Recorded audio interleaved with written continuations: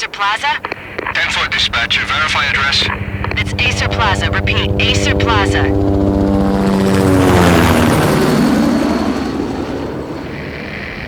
Shots fired on the rooftop. An assault in progress at Acer Plaza. Repeat, an assault in progress.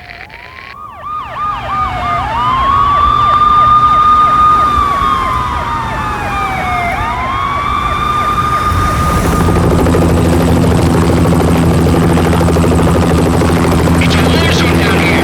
1085 dispatcher, need additional units. Additional units now. Officer in danger. Officer in danger.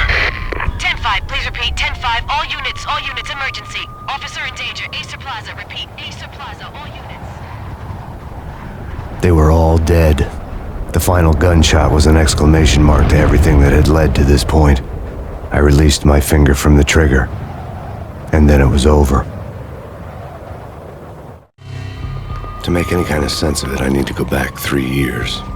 Back to the night the Payne started.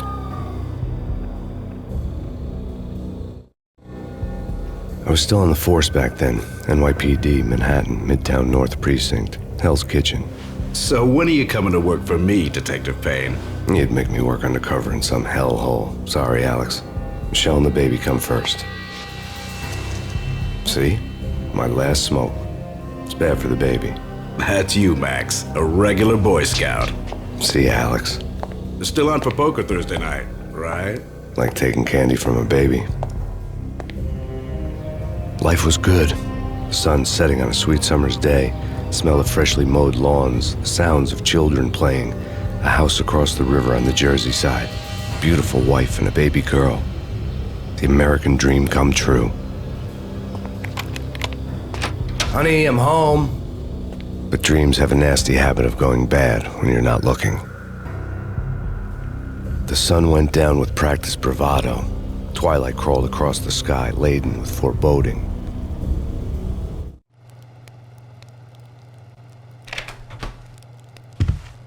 Michelle, honey, anybody home? I didn't like the way the show started. They'd given me the best seat in the house, front row center.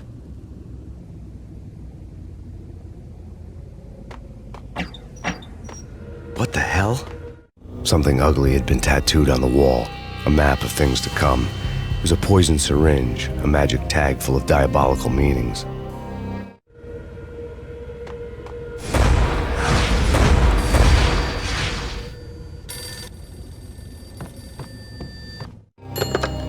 Listen, someone's broken into my house. Call 911. Is this the Payne residence? Yes, someone's broken into my house. They're still here. You have to... Good.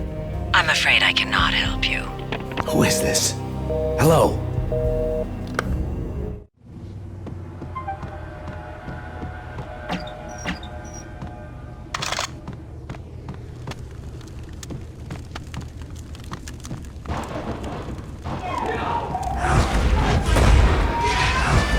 Michelle!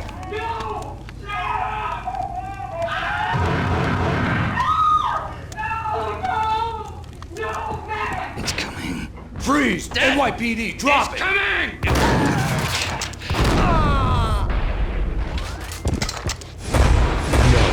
No, please, God, no.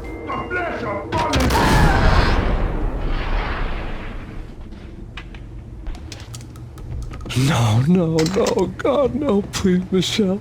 Oh, baby.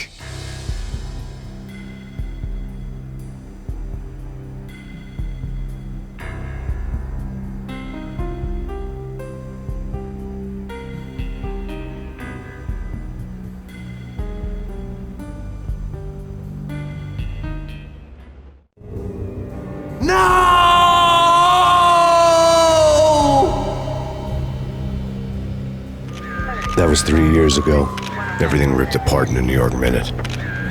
The killer junkies had been high on a previously unknown designer drug, Valkyr, V. After the funeral, I told Alex I'd be transferring to the DEA.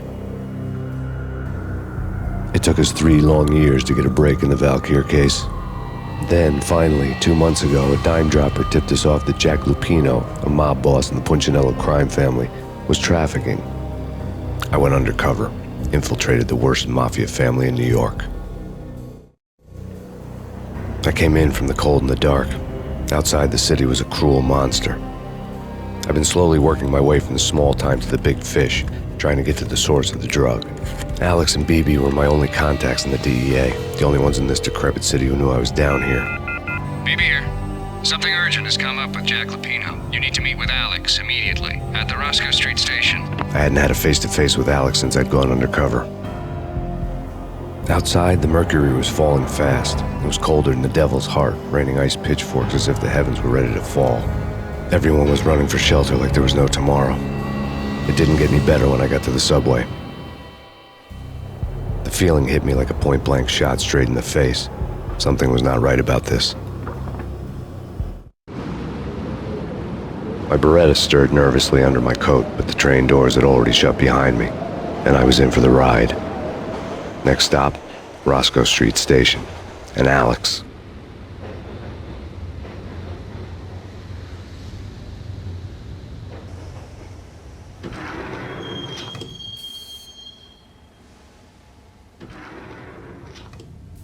The station was drenched in gloom. Alex was a ghost, nowhere to be seen. I'd have to look for him.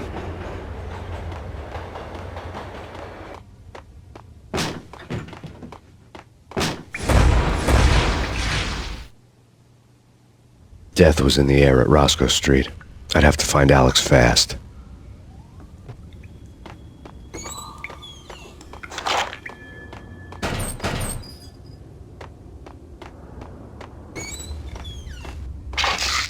The pills would ease the pain. Wasn't Jake supposed to take care of this?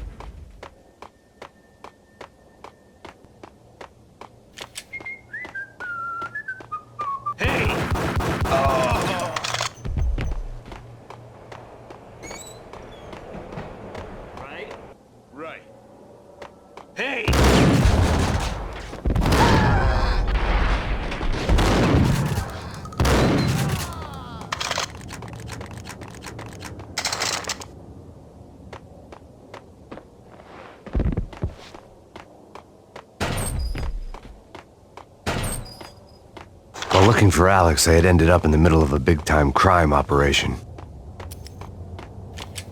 Hitting Roscoe Bank ain't exactly keeping low profile.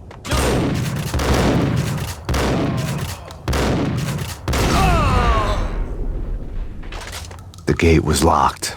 I would have to find another way to get to the tunnel.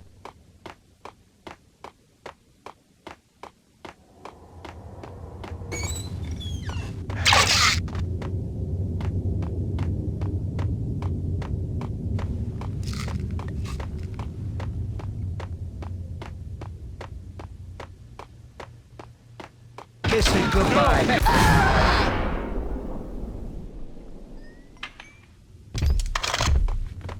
You saved me, man. What's going on here? A massacre. These armed thugs just appeared from nowhere. We need to get help. I can make the call from the control room 1 floor up. Can you take me there? Sure. Sounds good. Follow me.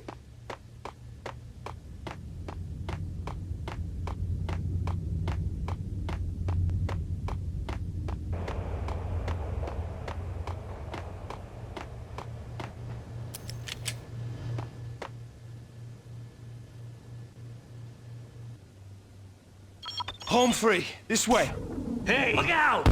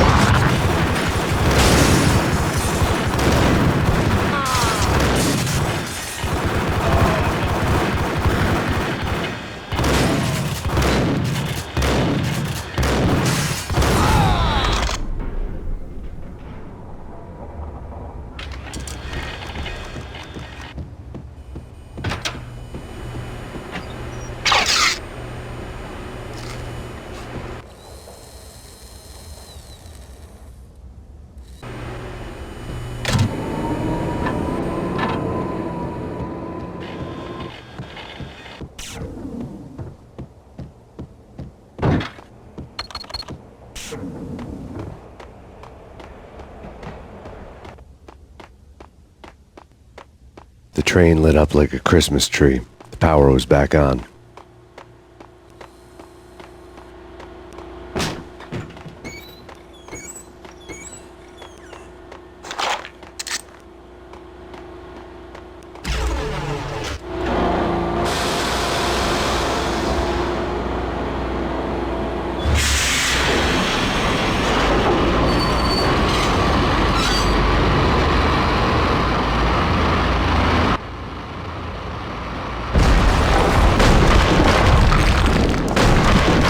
So much for being subtle.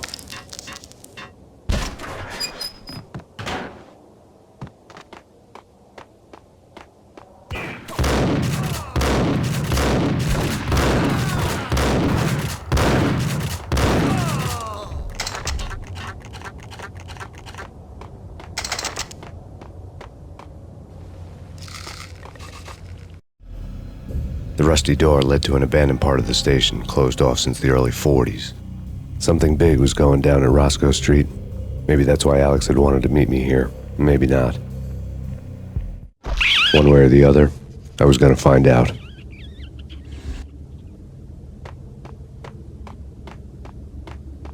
Did you hear something? Hey!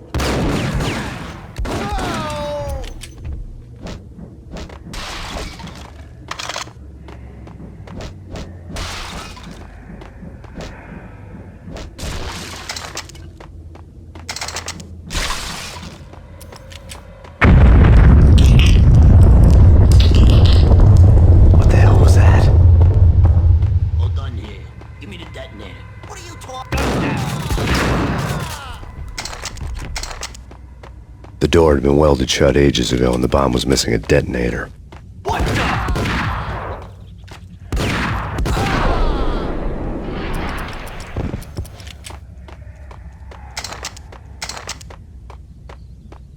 Okay, fellas. The police are on their way.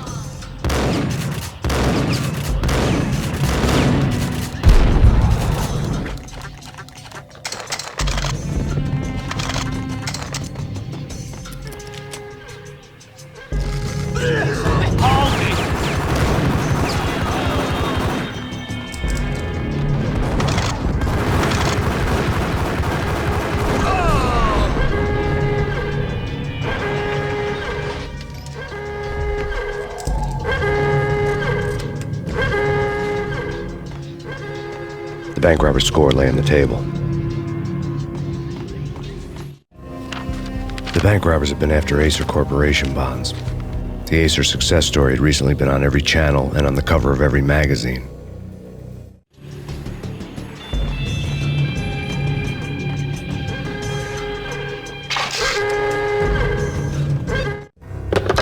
We come to you now live from the crime scene. Who is this? Right back at you. This is Deputy Chief Jim Bravura from the NYPD. You are to cease your criminal activities and surrender immediately. Sure thing, Jim. Me and the boys have been talking and everyone's real sorry. They'll never do it again. Who the hell is this? Being placed at the scene of a bank robbery wouldn't have tipped the odds in my favor.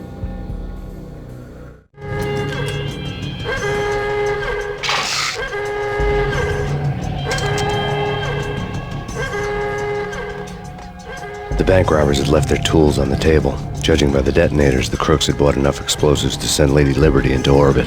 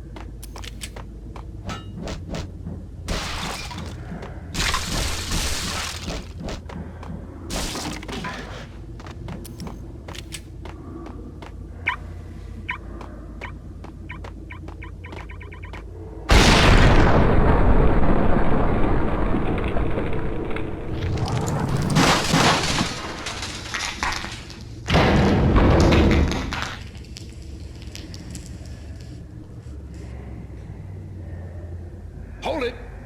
Max! Jesus, you almost gave me a heart attack! I nearly shot you! Alex, I'm glad to see you. What the hell's going on? There are more corpses here than at the city morgue! It's an armed robbery. A tunnel job straight to the Roscoe bank vault through the old station wall. Is this why... This is Lupino's gig? This is Lupino's doing? Lupino's men? Really? You sure know how to pick a place? Can you get through? No, it's locked. We gotta get out of here. If it's Lupino, it's... Alex? Alex! There was nothing I could do. He was dead. I could tell by the empty, accusing stare of his eyes.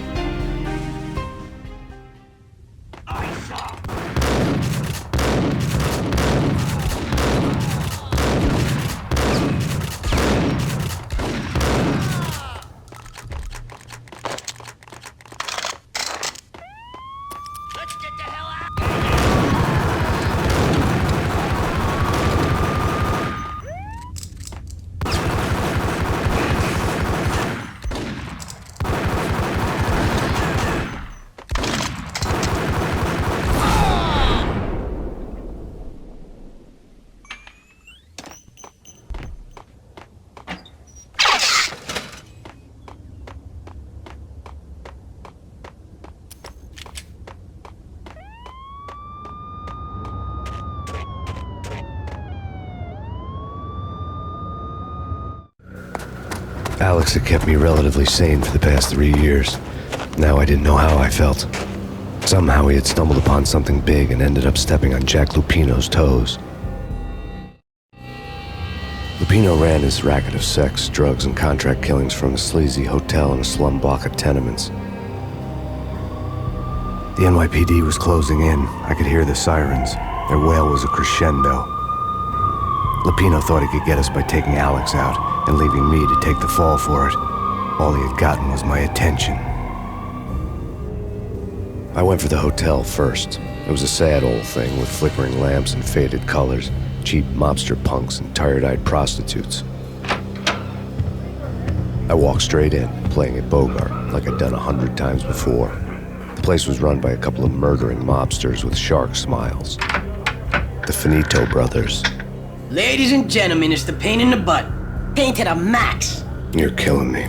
Did you make that up yourselves, or you get some wino downstairs to come up with it? Don't answer that. A rhetorical question. I got something for the boss. Lupino around? That kind of depends on who's asking. A friend or a junk squad plan. Don't answer. It's one of them, how do you put it, rhetorical questions. Lupino ain't here, but he said bye. Lupino wasn't in his cheap hotel. Instead, I ran into the Finito brothers. My cover had been blown. The door slammed shut behind me, and then I was dodging bullets like raindrops. Pain in peanut butter. Ha ha! Pay to the max. Junk squad pay. Gotta take it to Marble City for you. We did it!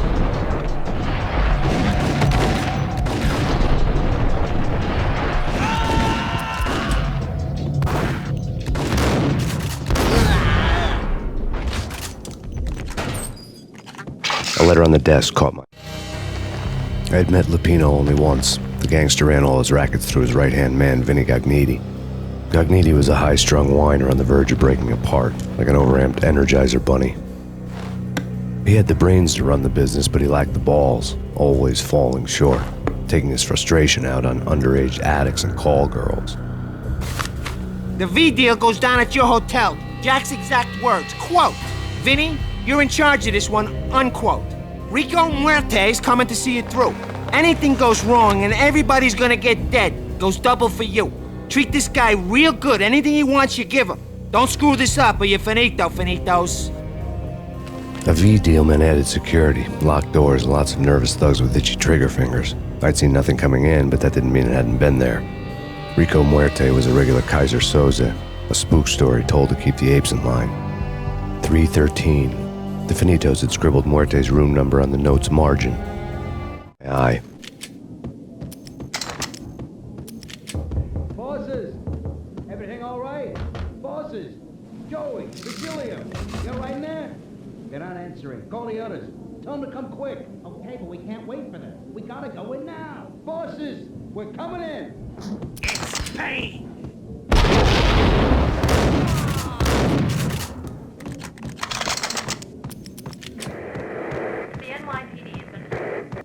In his press conference today, the mayor stated that Valkyr represents a clear danger to New York and called for drastic actions to eliminate the problem. On today's top story, the Valkyr crisis worsens with the murder of DEA Special Agent Alex Balder. Special Agent Balder had been shot repeatedly from a point-blank range. The gunman has been identified as Max Payne. The noose is sure to tighten around this fugitive criminal as more NYPD units join the search to apprehend him. I had just gotten my 15 minutes of fame.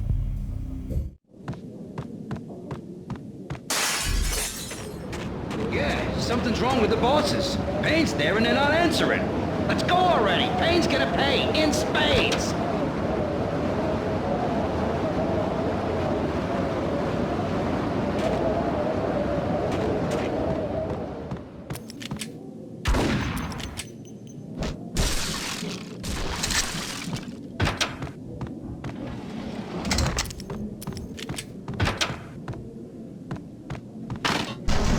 What the hell?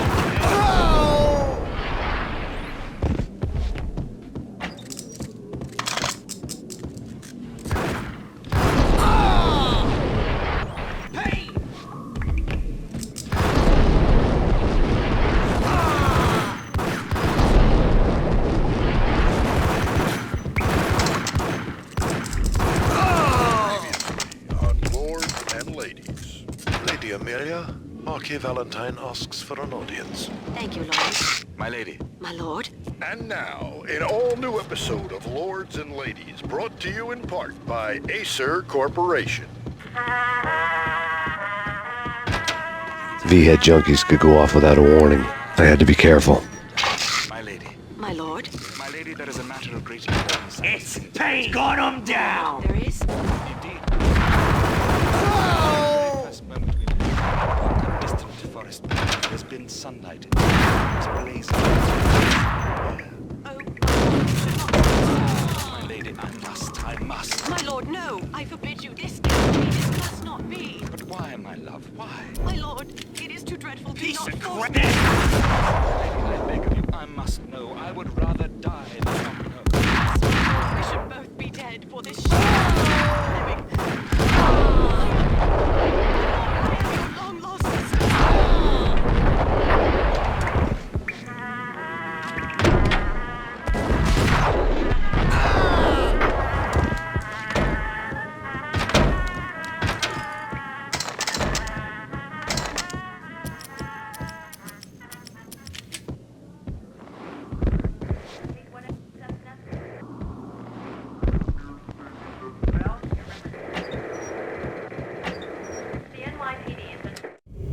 Tonight, the city's fight against the nightmare drug Valkyr took a turn for the worse as DEA Special Agent Alex Balder was found brutally slain at the Roscoe Street subway station. A suspect was seen leaving the site only moments after the shots had been fired, and the NYPD is currently in pursuit of Max Payne, a repeated felon believed to be armed and extremely dangerous. And now the weather. The worst winter storm in recorded history continues to pound the city. Out on Max Payne.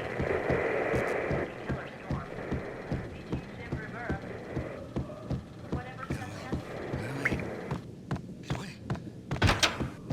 There! The flash.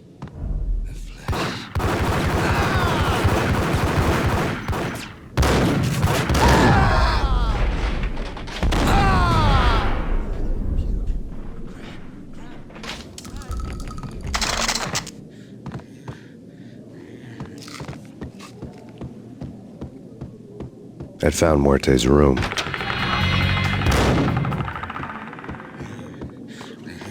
Yo!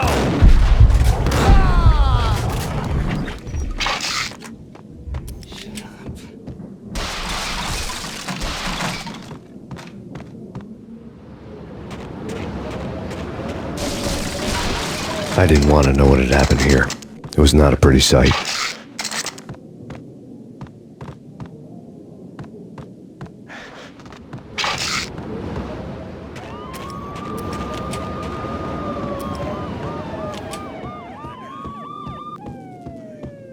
Muerte had received a letter.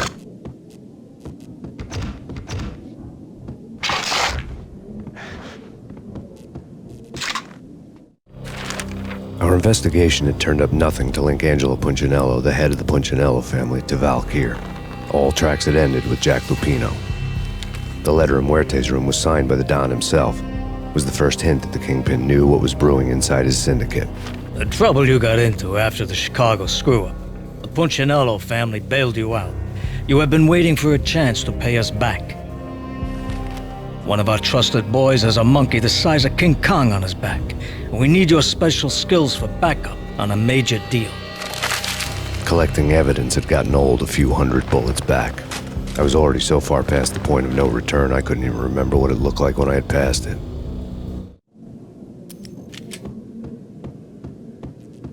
What was that? I saw!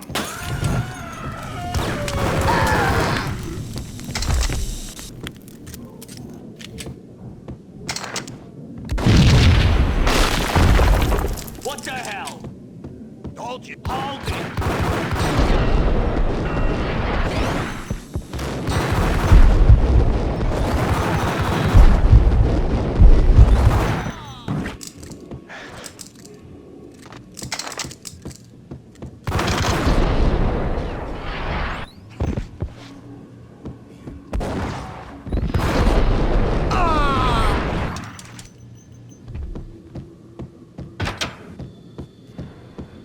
The hooker had left her diary on the table.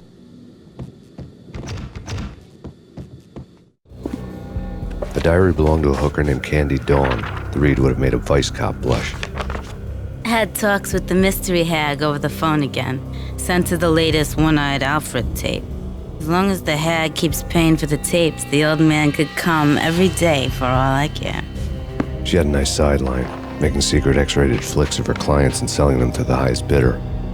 It would get her killed if her V-fix for the day didn't do it first.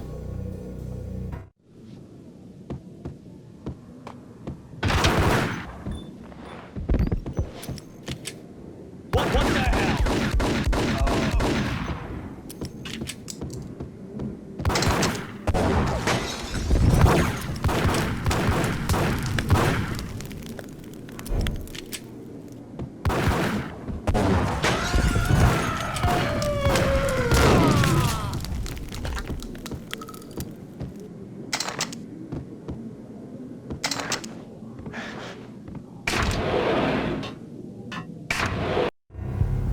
The old service elevator rumbled down to the bowels of Jack Lupino's hotel.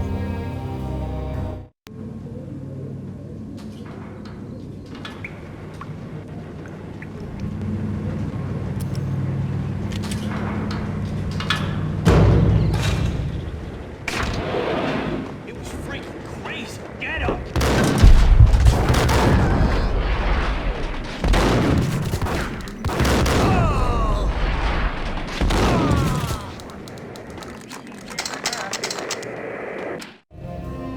A winter storm warning is in effect in the whole tri-state area, as both freezing rain and heavy snowfall continue. Many roadways are already closed, and people are advised to stay indoors.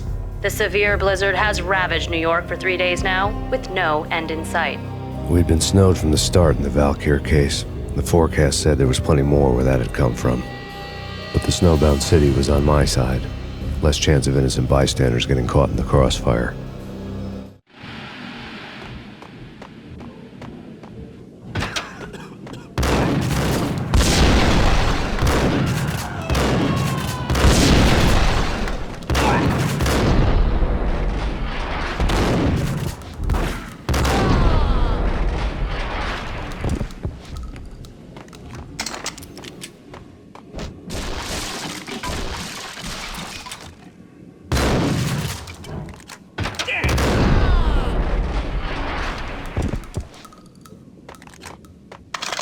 Exhibit number 1.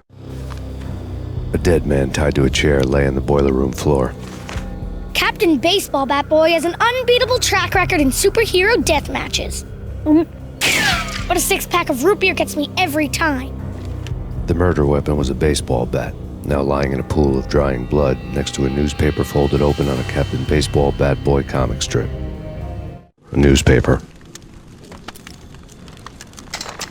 Take vampire movies.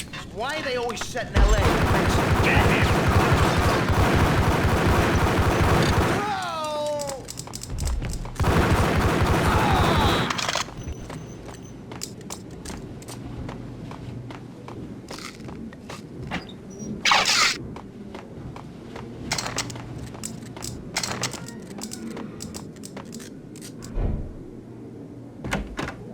Chill with the guns. Trust me, you don't want this muerte off.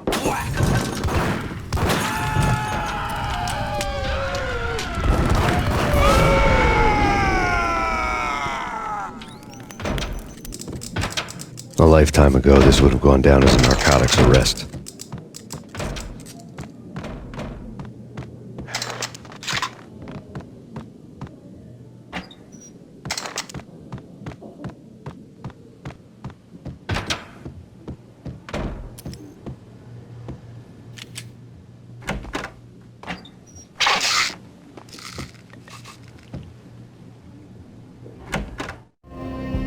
Two mad dog killers, ready to murder each other. They step into the next room, and I'm thinking, now they're gonna do it. But no. They sit down in front of a TV and solve their differences with a kung fu fighting video game. I tell you, kid, I was so depressed, I strangled them both with the video game cables. Oh, Rico, you're so bad. I am, ain't I? Rico Muerte, big-time hustler. Who the hell? It's that cop. Muerte went for his gun. Do something.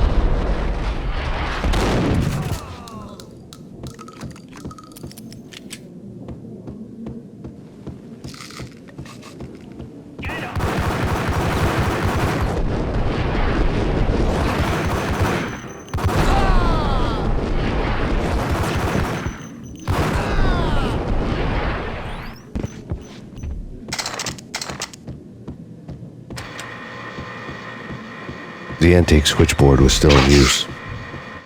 There was an old telephone switchboard in the back room of the reception area, kind that made phone tapping child's play. It wasn't hard to picture a fat pimp sweating with headphones on, listening to his hookers talk dirty and fake orgasms over a web of party lines, the blood veins of New York. Right now, there was a different set of moans and groans going on. Boss, Corneli, this is Max Payne.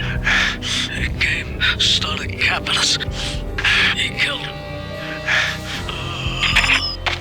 Are you freaking kidding me? He's just one lousy cop. You better be freaking kidding me. Whack him. What's the freaking problem? Hello? Answer me. Hello? The word was out. A deadly virus released into the city's corrupt circulatory system. Something wicked this way comes. Max Payne at large.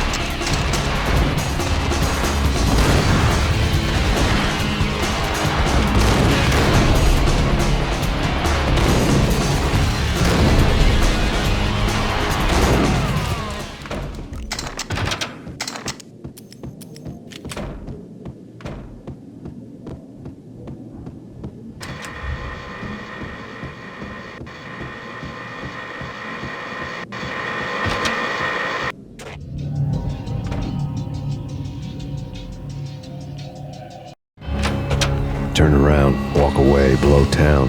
That would have been the smart thing to do. Guess I wasn't that smart. Lupino's tenement buildings were a seedy hangout for all kinds of sleaze. A liquor store, a pawn shop, a laundromat full of mobster bookies and loan sharks. The list went on. The how and why of it was a mystery to me, but they knew I was a cop. They knew I was coming, and they were going to get real trigger happy about it. I got to see Lupino's hangout all lit up. A bomb went off, turning snow into liquid gold. A pillar of fire lifted the remains of a car straight up into the air. The flames were highlighted on the hood of a black Mercedes-Benz as it coasted down the street real slow, as if the driver didn't have a worry in the world. I got a good look at the man riding shotgun. It was Vladimir, the head of the local Russian mob, the fly in Don Punchinello's soup. The ringing in my ears was the sound of a mob war being waged.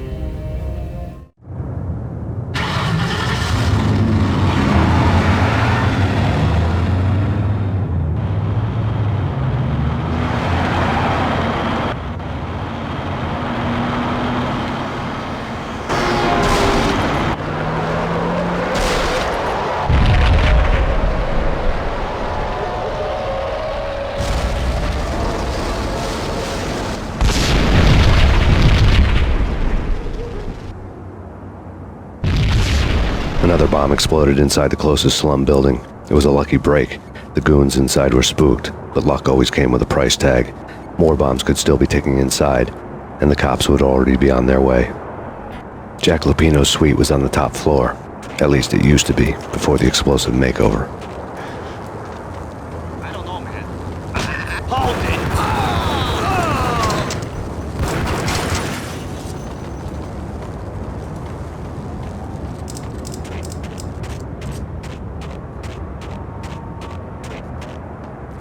The headlines were depressing.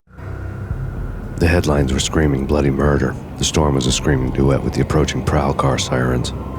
It was all a scream when you were down for the count and wanted for murder. Read.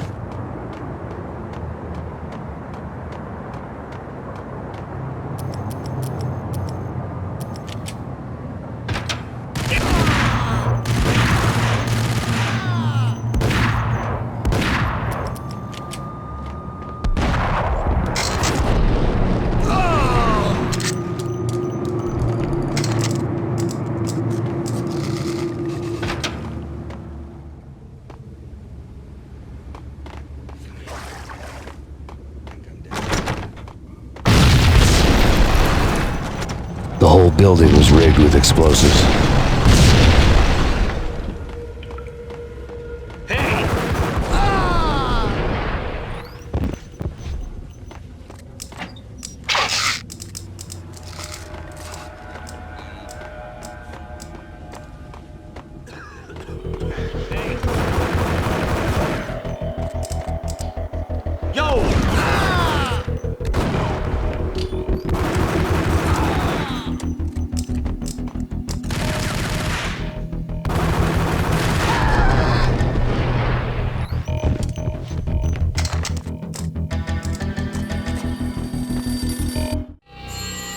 A beaten-up phone in the entrance hall was ringing. It could have been just a junkie in need of a fix, but it turned out to be something more sinister than that. Am I speaking to Mr. Payne? Who wants to know? My name is Alfred Wooden. You must hurry. The police are on their way. Tell me something I don't know. They know you're there. How? And what's it to you? I will contact you again. The cops arrived, sirens singing in the off-key harmony of a manic-depressive choir. I had a few minutes while the SWAT team would go through their usual routine. By the time they busted in, I needed to be long gone. Max Payne, this is Deputy Chief Jim Bravura from the NYPD. Drop your weapons and come out with your hands above your head. That's Payne. That's Payne.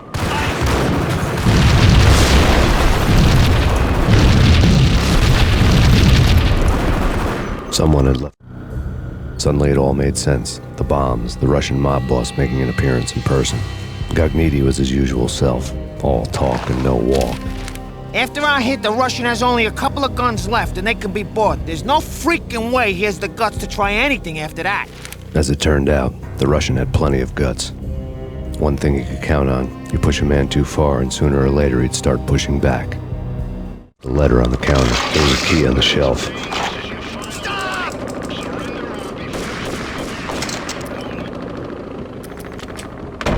What the?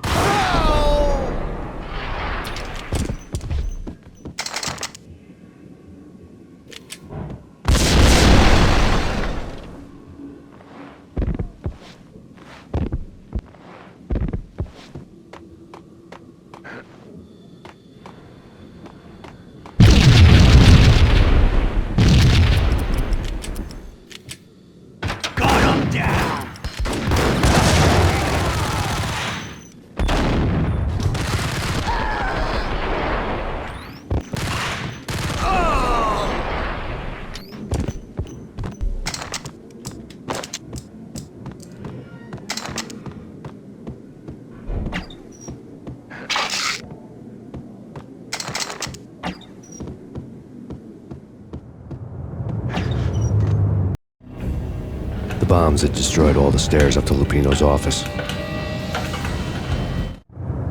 The alternate route led there by way of adjoining rooftops.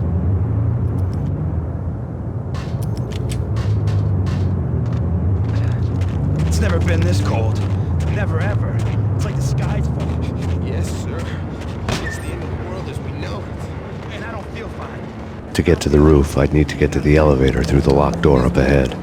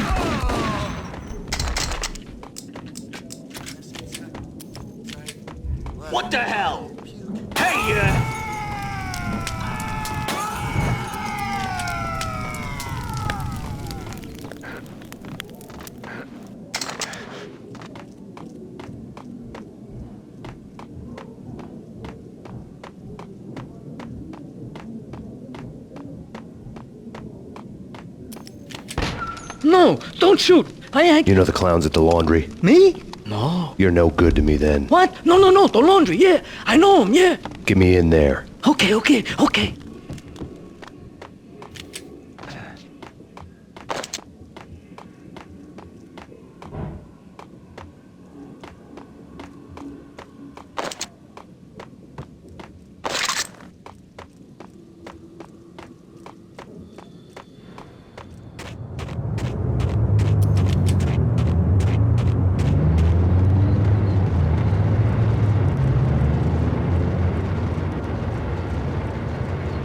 It's me. Open up. Let me in, quick. Not so fast. The password. John who? Come on. Okay, John Woo. All right. Come right in. It's a trap! It's Payne! There he is!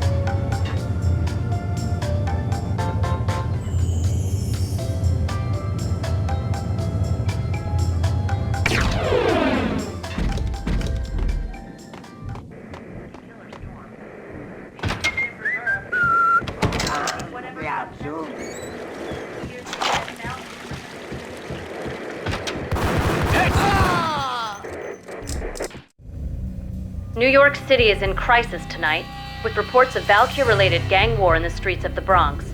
Apparently, Max Payne, wanted for questioning in connection with the slaying of a DEA special agent earlier tonight, is waging a one-man war against his former partners in crime. Among the list of casualties so far are notorious mafia members Joey and Virgilio Finito, as well as Rico Muerte, himself a fugitive from the law, and a suspect for several murders in the Chicago area. The NYPD has been placed on full alert.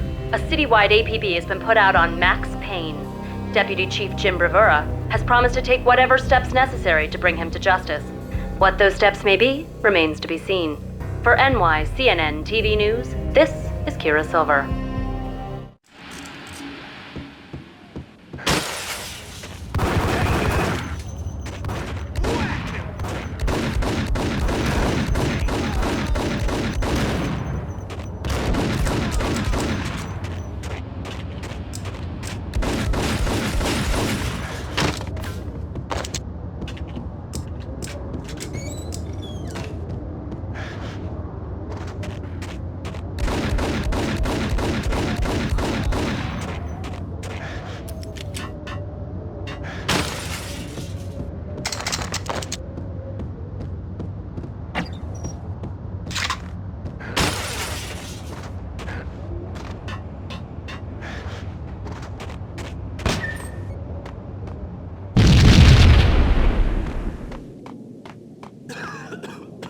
Red, blue, or green? It's always red or...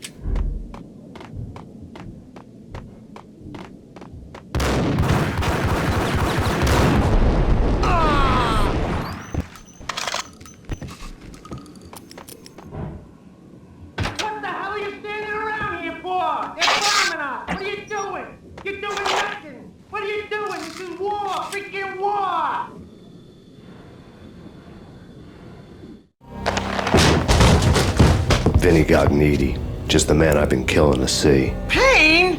Freaking fed! I knew from day one there was something screwy about you. What do you think you're doing? You're a freaking cop. You ain't got squad on us.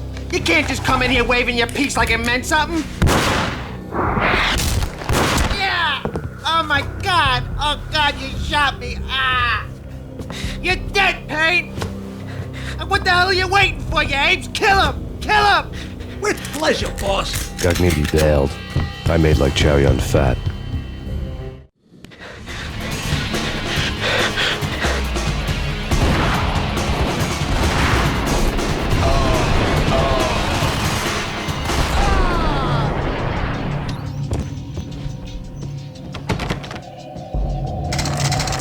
A crumpled letter lay. The letter was addressed to Don Punchinello, but Vinny had never had the nerve to finish it. Jack's gone voodoo.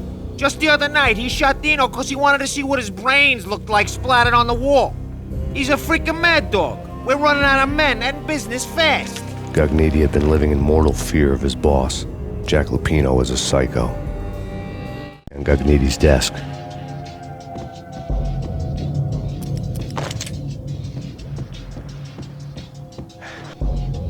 Vinny Gognitti was running scared. He could run, but with a bullet in his stomach like a broken bottle of Tabasco, he was quickly running out of time. He knew where his boss was, and I wanted to square things up with Jack Lupino. Gognitti would be moving fast. I don't know about angels, but it's fear that gives men wings.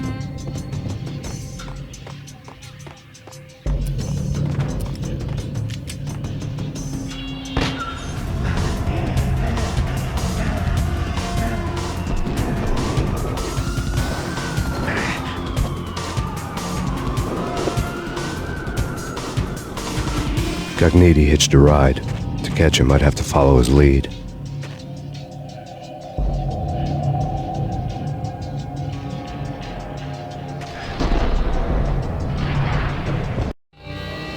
This was my second train ride of the night. The way it started didn't promise anything better than the last one. Freezing wind tearing at my face like sandpaper and razors, ice hard and slick under my hands and feet. And somewhere in the background, the wail of sirens, the city howling after me. New York sped by in fast forward. Dark rooftop water towers and a dead forest of antennas and chimneys, all a blur. When the train he was riding slowed down, Gognitti made his move.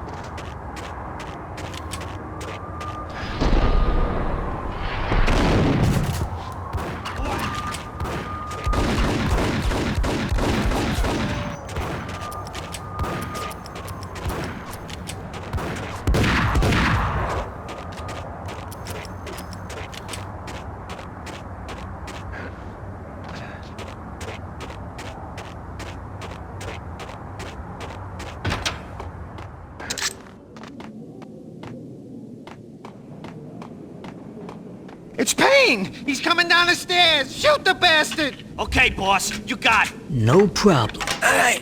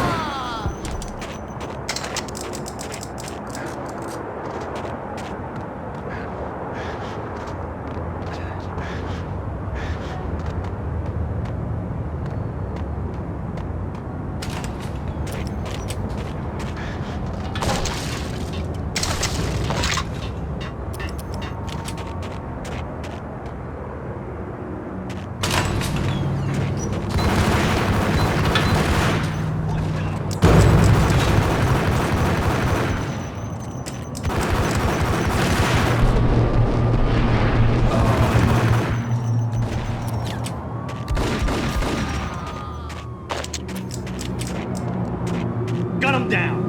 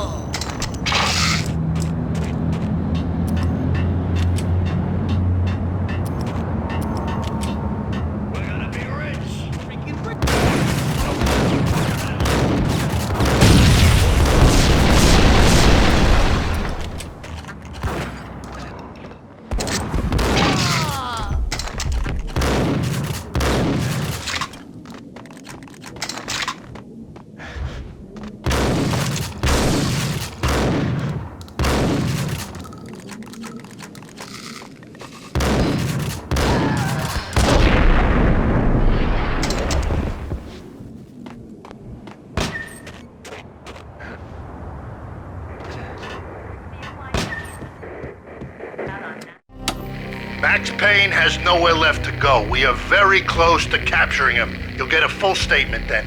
Right now, I've got better things to do, ma'am.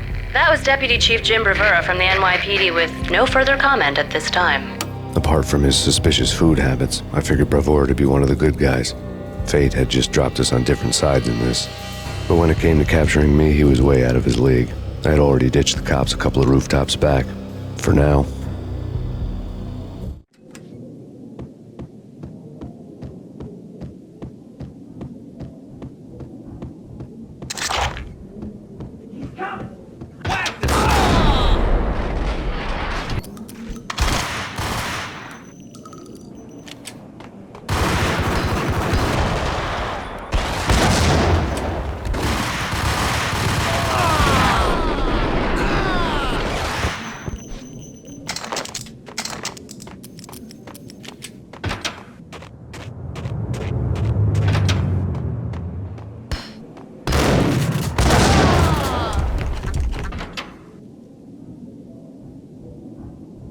Open, goddammit!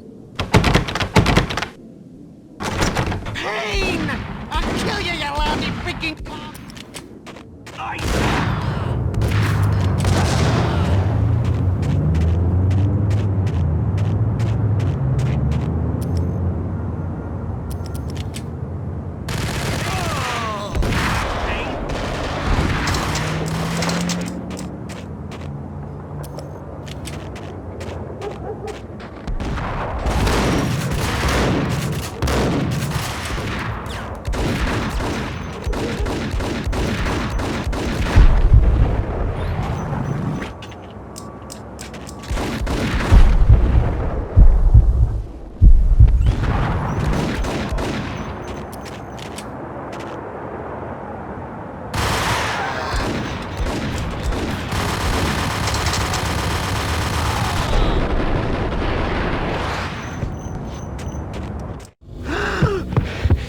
Gagniti ran out of steam in a dead-end alley with steam boiling out of the sewer grates like all the fires of hell were burning high beneath us. It was shakedown time. Where's Lupino? Screw you! Bad start, Vinny. Police brutality! I rate pretty high on that. You can't just hurt me in cold blood? Just keep telling yourself that. Listen good, Candyman. I'm not gonna be anybody's fall guy. I wanna know where your boss is hiding. There was no glory in this. I hadn't asked for this crap. Trouble had come to me in big dark swarms. The good and the just were like gold dust in the city. I had no illusions. I was not one of them. I was no hero. Just me and the gun and the crook. My options had decreased to a singular course. I'll tell you, just don't hurt me no more. Lupino's at Ragna, the nightclub. Book me, take me, hold me to the freaking jail, just don't hurt me. Your rights will be ready at your funeral. Ragnarok was Lupino's private nightclub, a den of drugs built into an old theater. I knew what waited inside. V-head junkies ready to explode in random acts of senseless violence, and Lupino's goon squad, the worst stone-cold killers this side of hell. Ragnarok was as inviting as a headache, flickering and flashing to a machine gun beat. The belly of the nightclub was a gothic theme park that began with bondage games and led to the nasty stuff from there. As subtle with its dark message as a cop killer bullet through the heart. Like father, like son, just like Jack Lupino.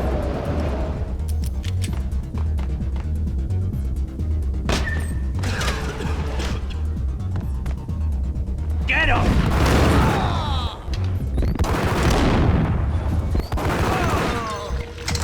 The book had never been...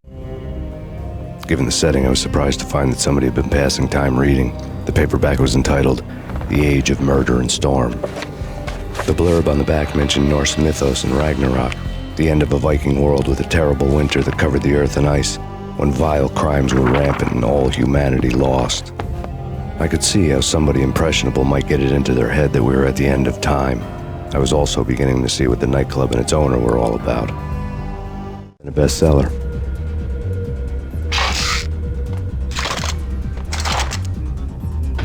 There he is!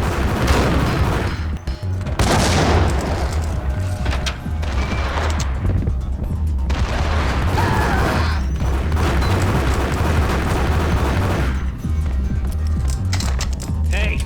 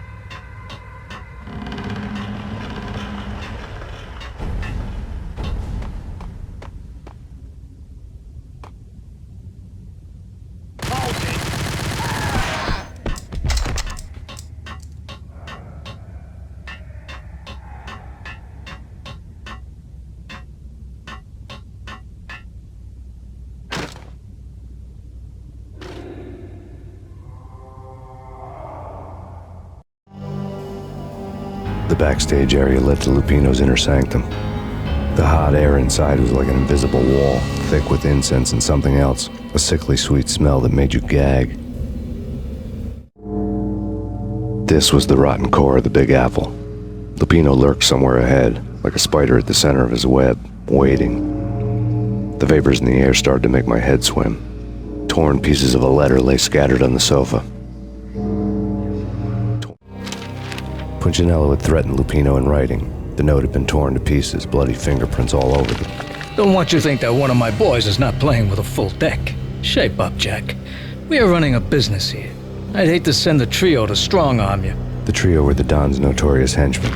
It was obvious that Lupino hadn't been intimidated by the threat. Torn pieces of a letter lay scattered on Lupino's notes covered the Jack Lupino was crazy, all right. The table was scattered with notes of demented arcane nonsense written in rusty blood, a mishmash list of demons, devils, and dark gods evoked. Beelzebub! Asmodeus! Baphomet! Lucifer! Loki! Cthulhu! Lilith! Hela! Blood given to you all. He was after that old Faustian deal, your soul for power and fortune. Just sign on the dotted line with your blood. Lupino's notebook. Jack Lupino was crazy, all right. Mythic wolves, let loose to devour the sun and the moon. Lupino is the wolf. I'm Mr. Beast, the big bad Fenris wolf. I'm the end of the world man, wearing the flesh of fallen angels. After Y2K, the end of the world had become a cliché. But who was I to talk? A brooding underdog avenger alone against an empire of evil, out to right a grave injustice. Everything was subjective. There were only personal apocalypses. Nothing is a cliché when it's happening to you. Lay on the pedestal.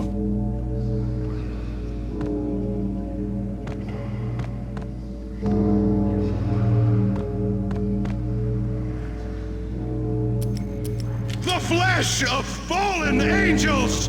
Come to me all! Astaroth, Beelzebub, Asmodeus, Baphomet, Lucifer, Loki, Satan, Cthulhu, Lilith, Hela! Blood to you all! Secret. The skin of reality. I've seen it. The corruption of flesh.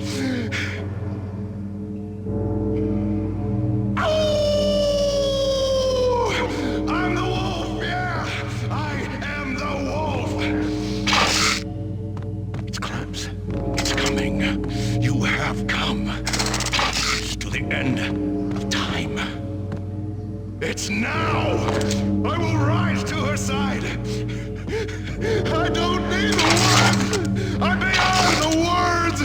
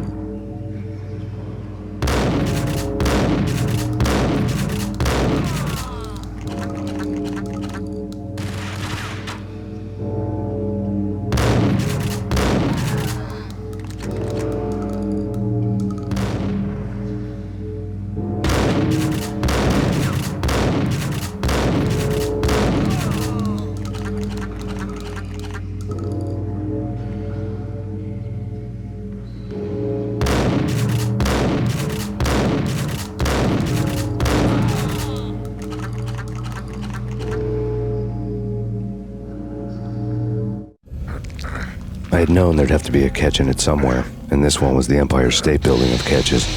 Lupino was pumped up and dying to go 15 rounds with a mutant alligator. And then he started this spooky monkey talk, straight from a bad dream. Mine. I have tasted the flesh of fallen angels. I've tasted the devil's green blood.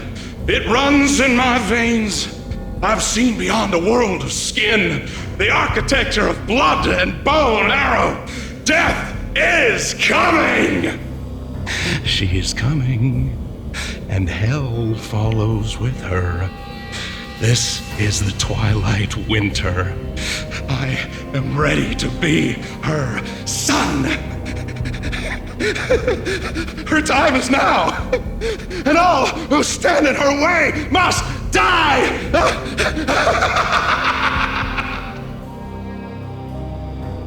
Die! You'll die! You'll die! Now! All die!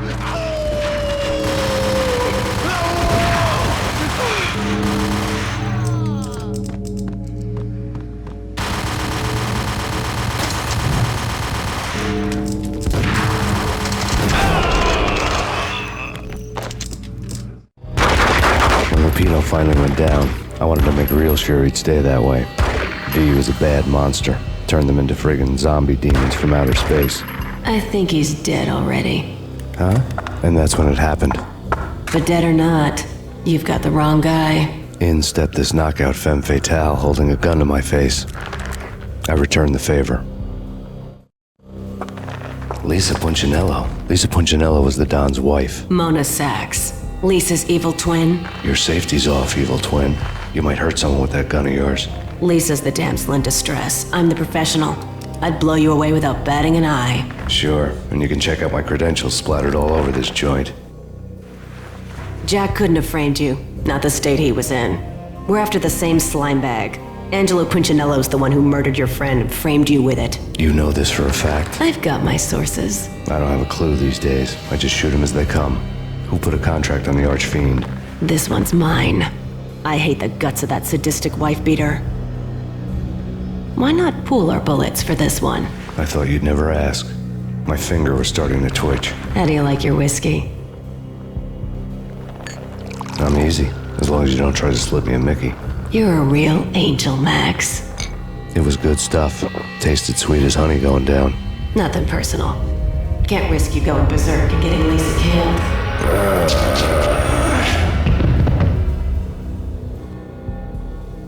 The nightmare was always the same. Violent shapes moving in darkness, old and ugly. The killer's mad laughter was a riddle filled with wicked innuendo.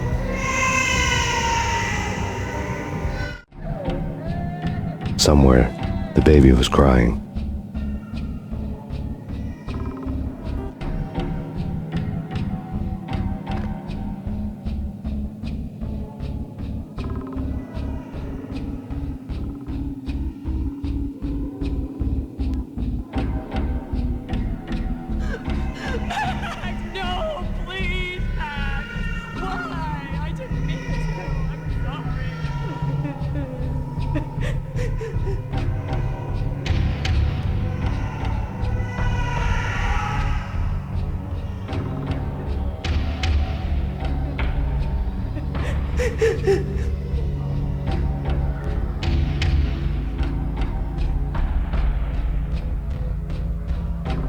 Should have known it when we found you snoring next to Lupino's corpse. A comedian, huh? The pictures were filled with good old times.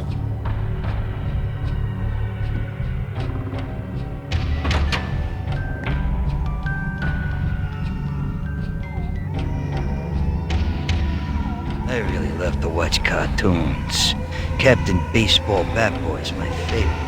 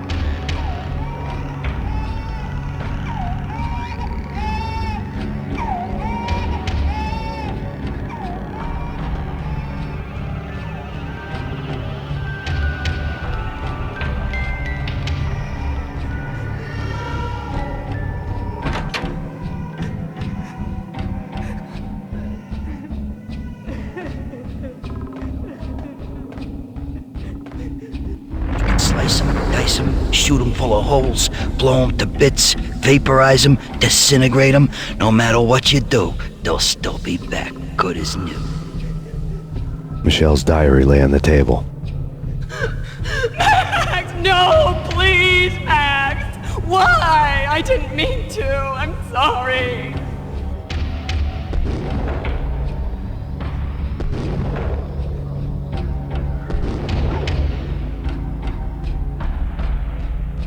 Murderer! You killed her! Nothing like that ever happens in the real world.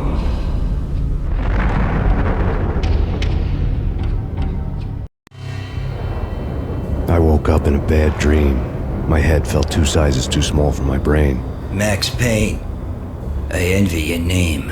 And the killer was smiling. Pleased to meet you. I'm Frankie the Bat Niagara. Niagara, as in you cry a lot? He had a baseball bat and I was tied to a chair. Pissing him off was the smart thing to do.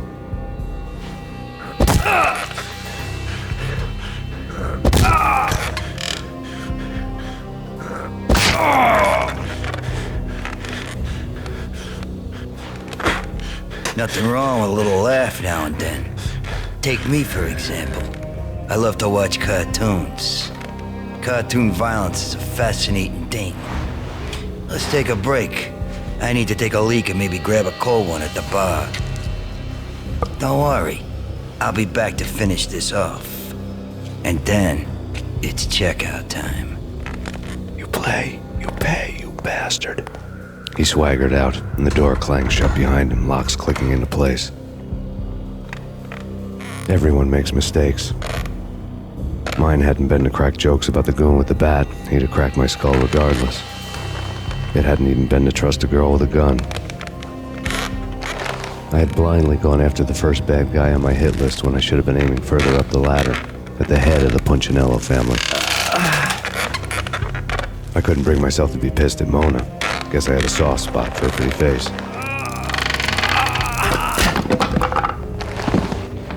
But when somebody decides to play baseball with your head, you tend to get sore. They had dragged me back to the basement of Lupino's hotel. I was beaten, bruised, and blue. I felt like the chair I had broken to get free.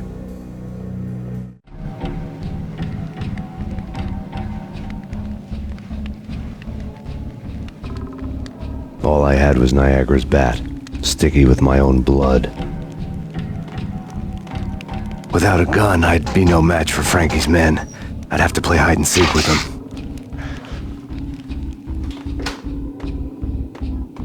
It's Frankie's. Yo!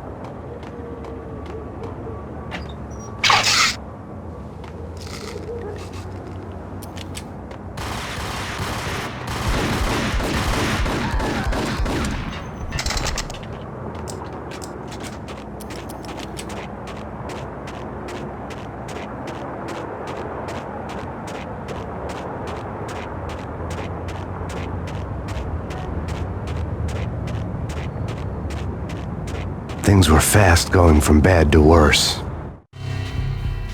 The men in blue had come and gone. They had decorated the place with chalk outlines and tied it together with yellow tape. The cops who had stayed behind were dead. Frankie, his boys, and I had the place all for ourselves.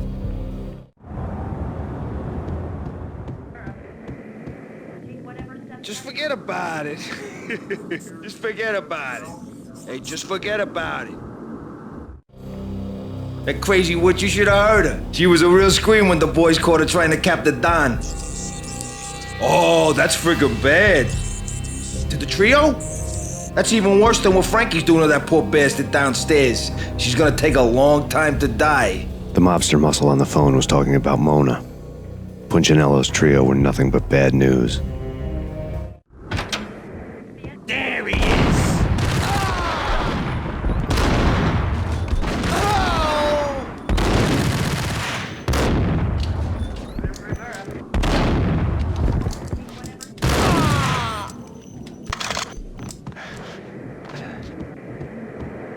More evidence that Punchinello didn't like me much.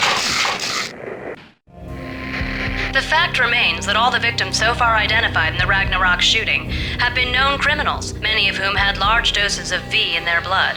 Reliable sources say that Max Payne was also among those killed, although no body has been recovered at this time. Reliable sources. That meant somebody thought the Mafia had me, didn't want the cops snooping around anymore. The body would be delivered to them barely recognizable. Case closed. Don Punchinello had the power to be that reliable source, which was no news, but his news was old news. Framing me hadn't been enough. Don Punchinello had put a hit on me. He wanted me dead, and it had been important enough for him to give written instructions to Frankie about it. Max Payne should die like a dog for the trouble he's caused. Frankie, I know I can trust you to give this matter the dedication it needs.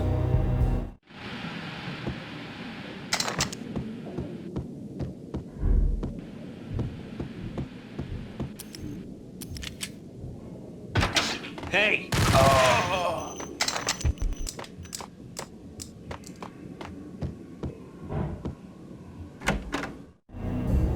The hotel bar was fast developing quite a history.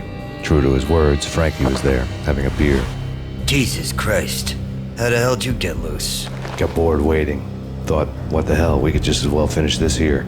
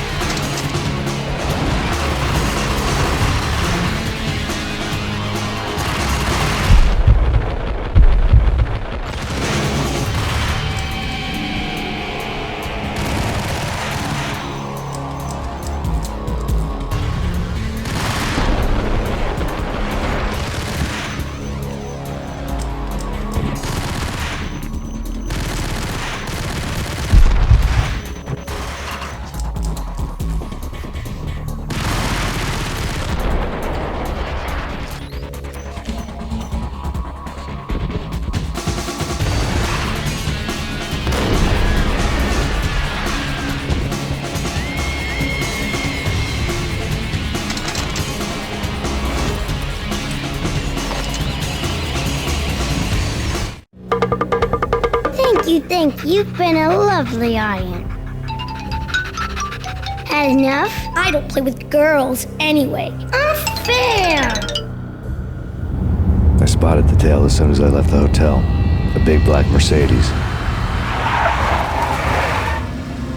I'd seen the car before. That time it had heralded impressive explosions. Vladimir was back. Bang. You're dead, Max Payne.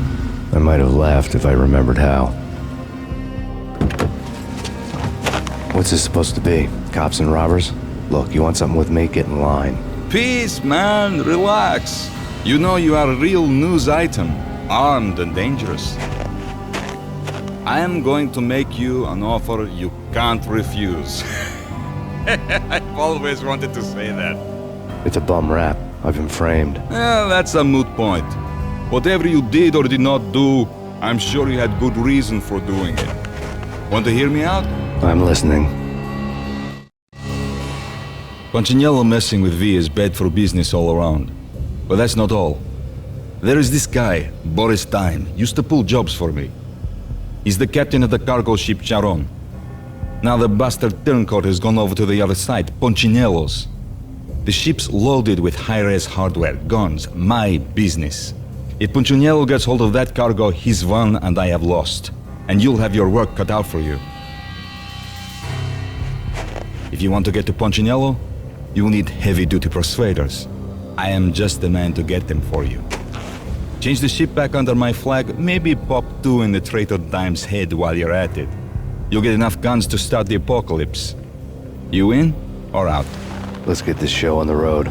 Vladimir was one of those old-time bad guys with honor and morals, which made him almost one of the good guys. None of us was a saint. The Brooklyn riverfront was a maze of rusty containers, sharp-boned cranes looming up from the snowstorm. On a night like this, you couldn't help but think of the dark army of dead men sleeping with the fishes, cement shoes in line. No Minotaur lurked in this labyrinth, but somewhere out there, on the clanking deck of his cargo freighter, the skipper of the Chiron was waiting, like the ferryman of the river Styx.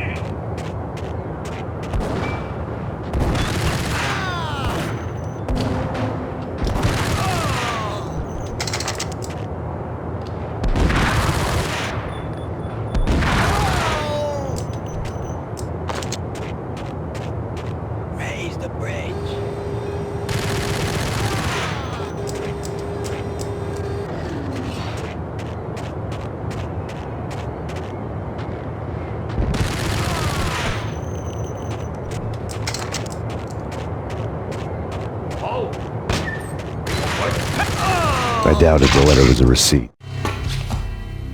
Rico Muerte had come to town to do more than just sort out family troubles. Exhibits number 1, 2, and 3. A briefcase of money, a sniper rifle, and an envelope with one word neatly printed on a folded piece of expensive paper. Mayor. It didn't sound like a mafia contract at all. It was too cold and too to the point.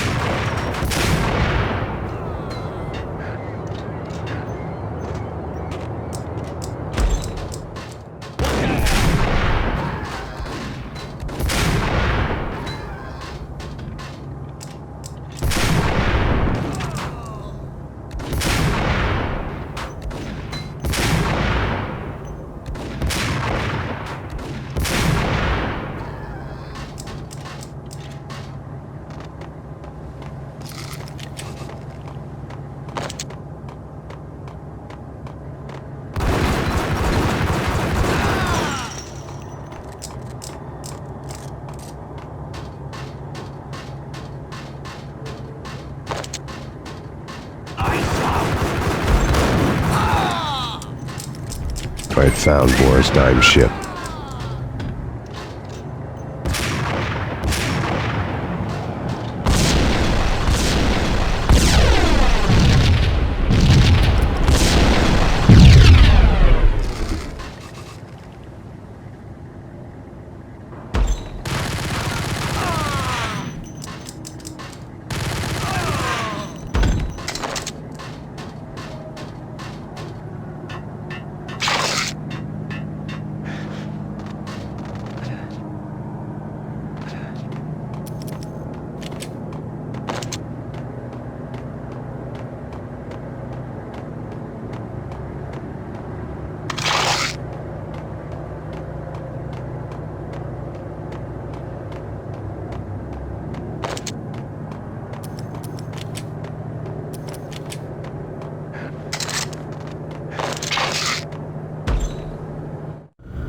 Rust had crept over the sides of the cargo steamer a long time ago.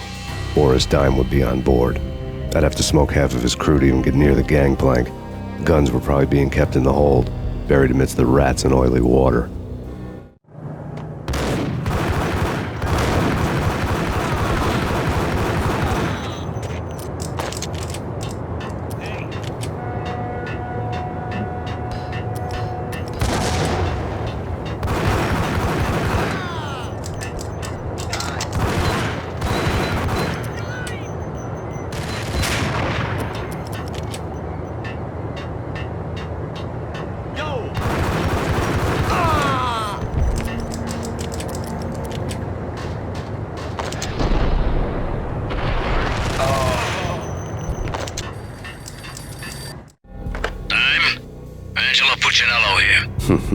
Angie, tell me, how much did Dime cost you?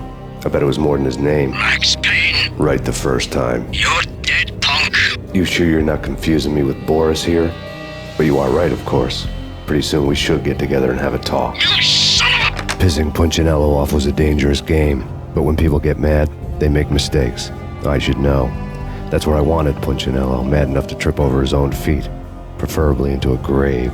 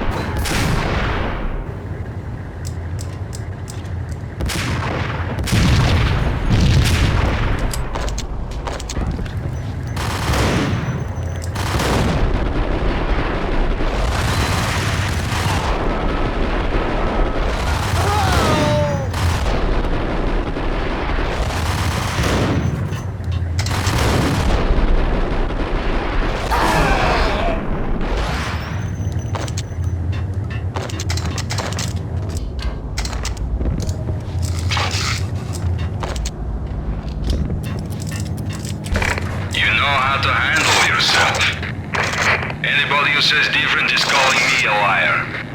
Glad of you here. Collect all the guns and ammo you want. Meet me on the bridge afterwards.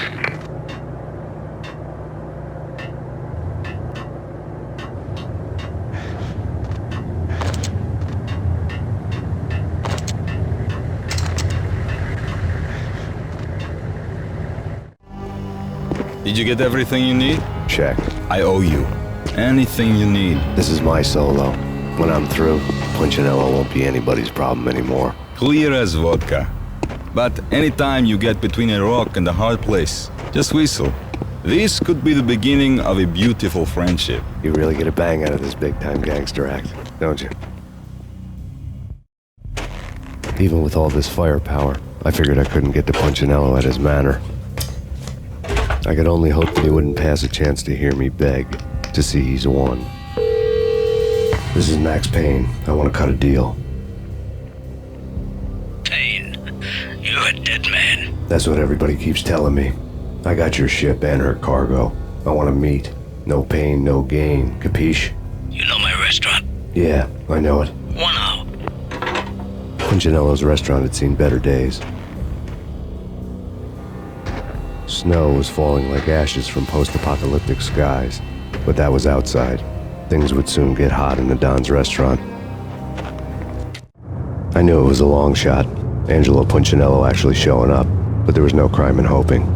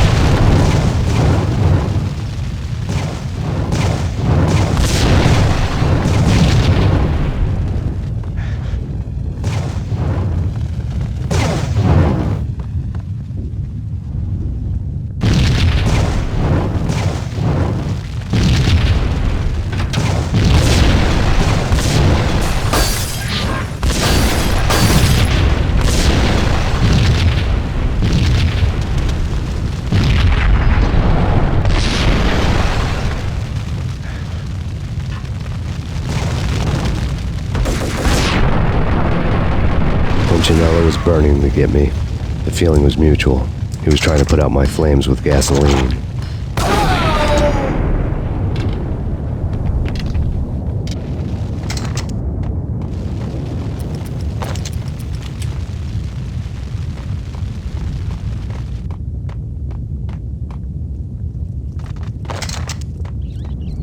The mobsters have been guarding a real treasure, the way out of this disco inferno.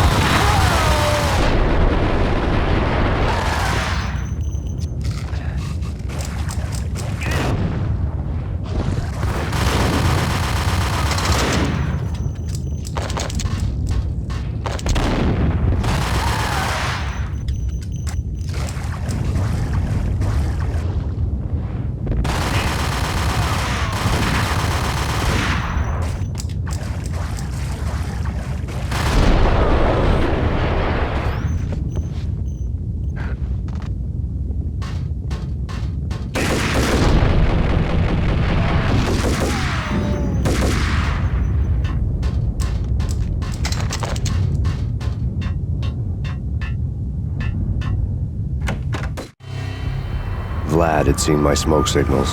The Mercedes was revving to go, almost drowning out the banshee wail of the sirens. You coming? We'll drop you off at the Punchinello Manor. Sounds good to me. When this is over, look me up. I could use a professional like you. I'll keep that in mind.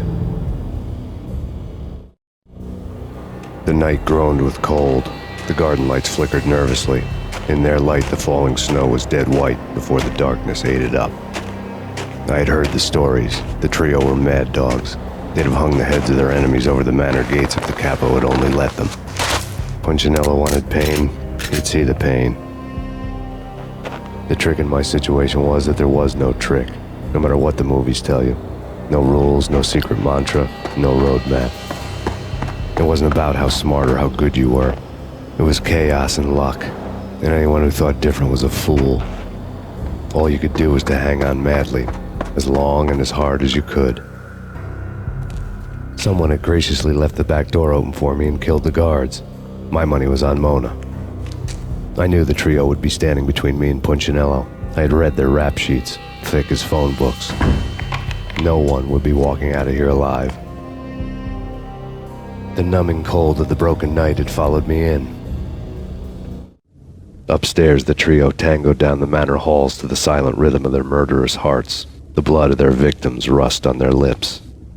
Vince Mugnano, Pilot Providence, a.k.a. Big Brother, and Joe Deadpan Salem.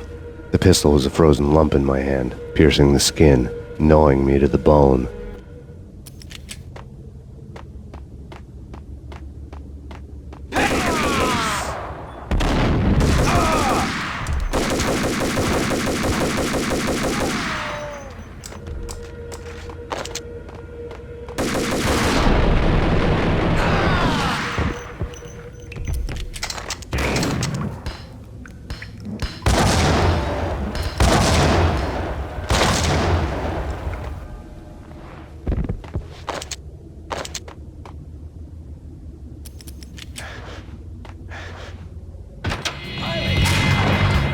It didn't take me long to run into the trio. The word on Lisa Punchinello was that she was a bit of a witch. The tarot cards on the kitchen table fit the picture. They weren't my kind of cards, but I was willing to take a crack at the hand Mrs. Punchinello had dealt. The first card was the tower. Maybe that was supposed to be the manor. It got easy after that. The devil was the master of the house, and death was me, coming for him.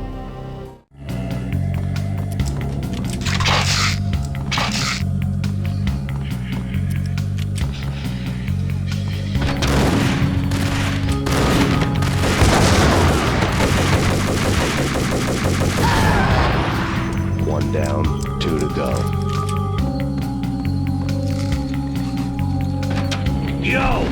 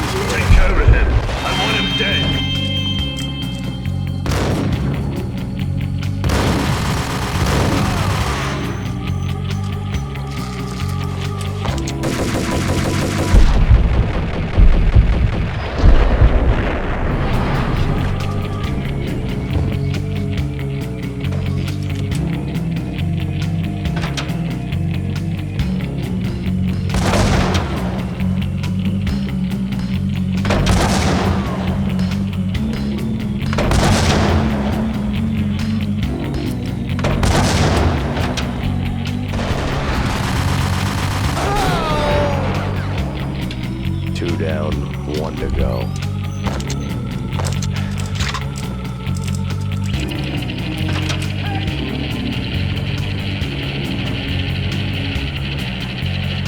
Don't stop at him!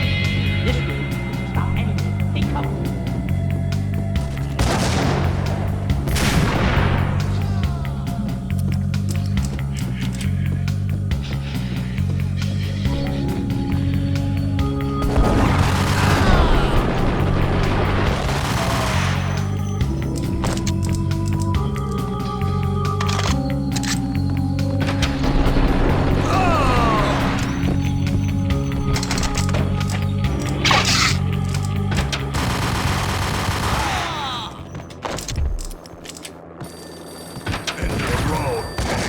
Mugnano.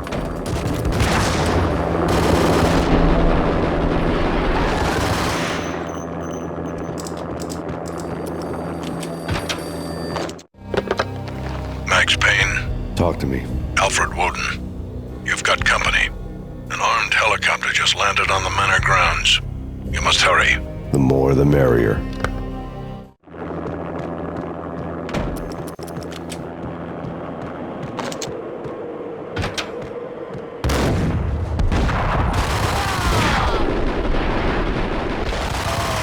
Punchinello's trio was done for.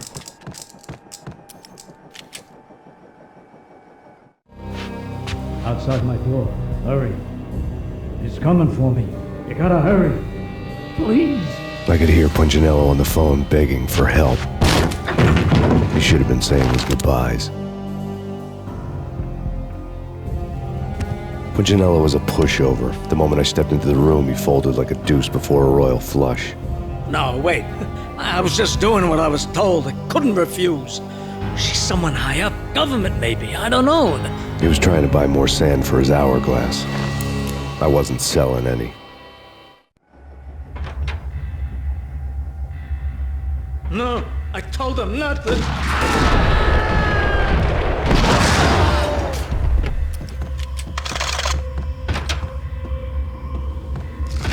Drop it. Don't move. Game over, Max Payne. I could tell when I was outgunned. It was time to take another beating. The mystery witch was a real barracuda.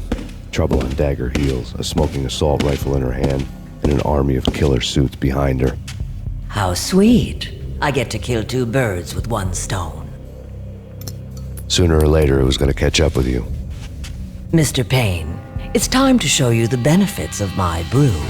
Be a good boy now.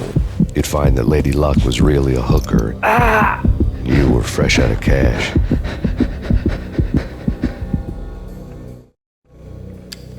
Gentlemen, we're done here. Take me to Cold Steel. She had just given me an OD of Valkyr. I could feel green fire eating my brains. They turned to steam. They did a fade on me. I'd never had a chance. The witch had got me just as sure as if she put a gun to my head and pulled the trigger. The shadows rushed me, bruised mugshot faces hungry for revenge. They knew my weak spots and closed in for the kill. The floor turned into a vortex of green blood. I fell. The flesh of fallen angels.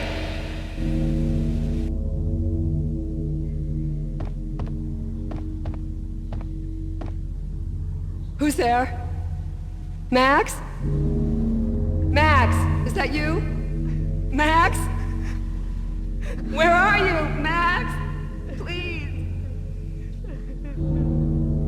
No, please, Max, no. I'm sorry.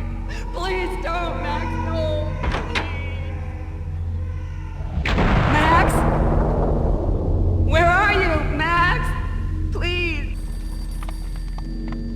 The letter was staring at me. Bartender is shiny stuff, and dreams are made of stooped necromancers. He sings like a banana wrist, having strayed too close to the constellations on their shaved skulls. There was a bad line in a prank call. Someone spouting insane babble. I couldn't make sense of it. But I had an overwhelming sense of deja vu, and the caller's voice sounded oddly familiar.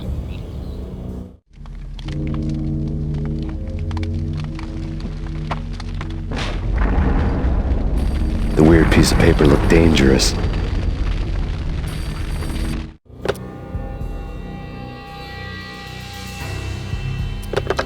Don't lose it. It's Valkyr. The drug. Snap out of it. Try to remember. It was a bad line in a prank call. Someone spouting insane babble. I couldn't make sense of it. But I had an overwhelming sense of deja vu, and the caller's voice sounded oddly familiar.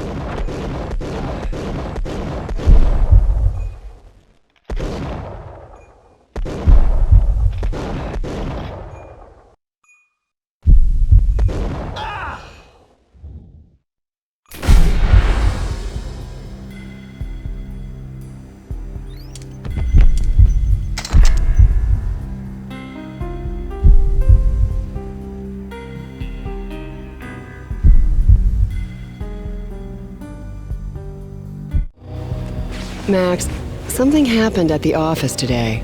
A strange memo. Something about Vikings. Honey, I gotta run. You can tell me all about it this evening. Have a nice day, darling. The bullet holes were rubies on her chest, blood glowing on her ivory skin. She was so beautiful. The killer was smiling. The flesh of fallen angels. Slowly, the green nightmare faded, leaving dark stains on my soul that would never come off. I felt like flatlining. I was all shook up.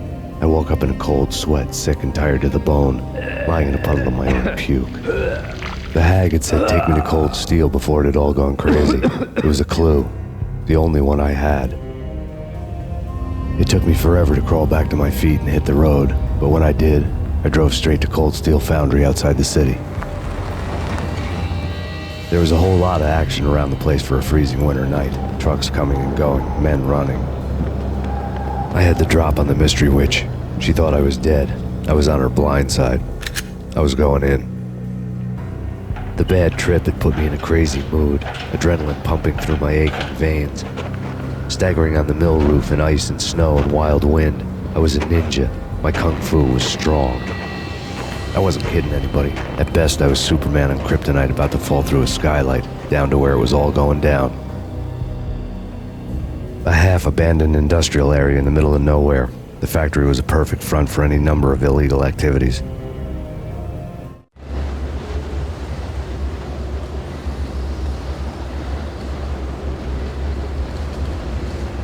In the belly of the plant, molten metal boiled and bubbled like a witch's brew.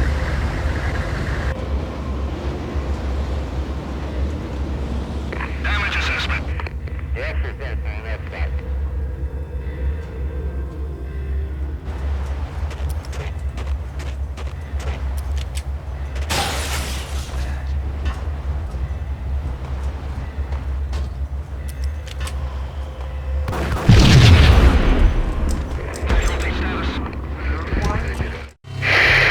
Life-threatening weather conditions.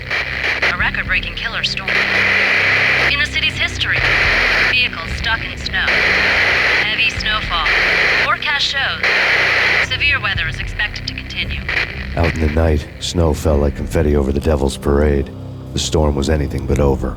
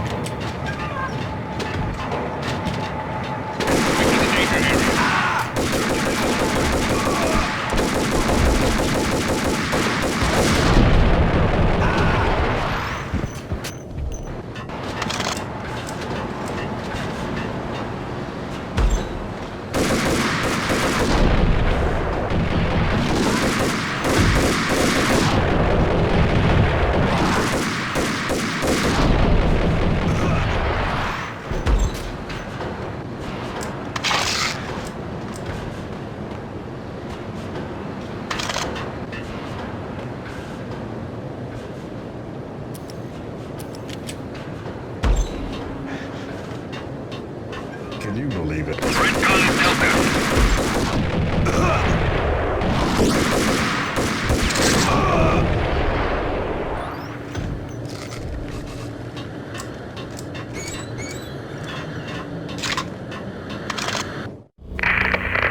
Perimeter breached. The facility has been compromised. Repeat, the Deep Six has been compromised. Initiate Operation Deadeye. The walkie-talkie military lingo could mean only one thing.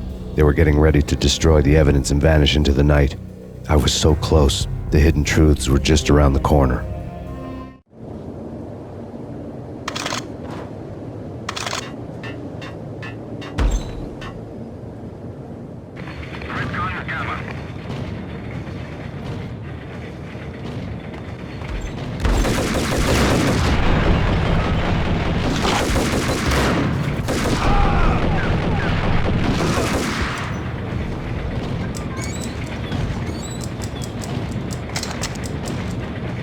Folder. The mercenaries were running a tight operation, paperwork and all. Merchandise missing again. A chemist had tried to smuggle it out for his own private party. Locked him up in cell B7 in D6's old test facility to wait for proper processing. I was close enough to hear the secrets, just beyond the next doorway. The table told a grim tale.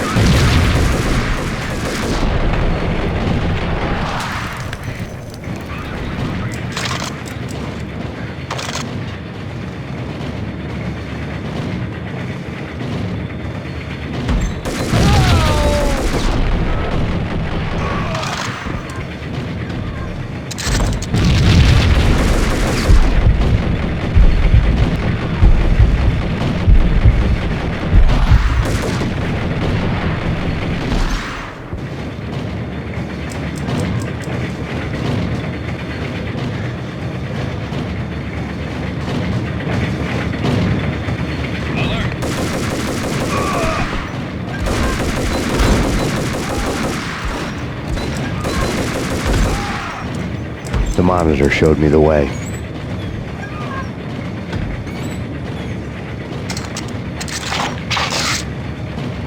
Processing diagrams filled the control room screens, all but one. An elevator titled D6 on one of the screens, somewhere onwards, past rows of ovens, in the core of the plant.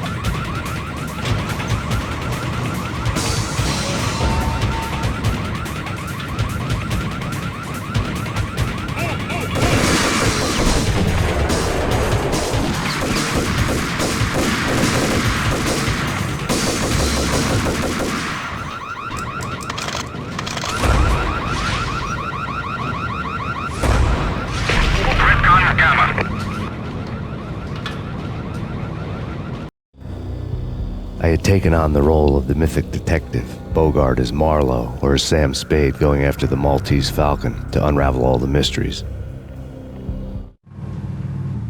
Following a path of clues to that final revelation, even if it would take me down to the cold, cavernous depths of a grave. You can't do this! My men are still inside! Do you have any idea why this is called Operation Dead Eyes?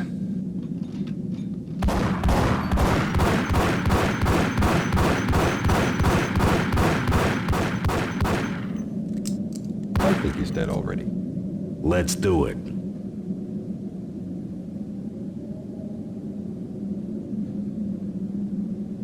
Attention all personnel.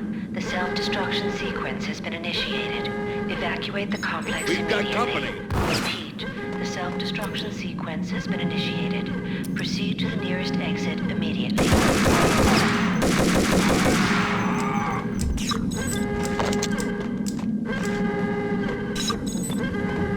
Abort! The self-destruction sequence has been initiated! Get the hell out of here! The place is gonna blow! Go! Contact! Full contact!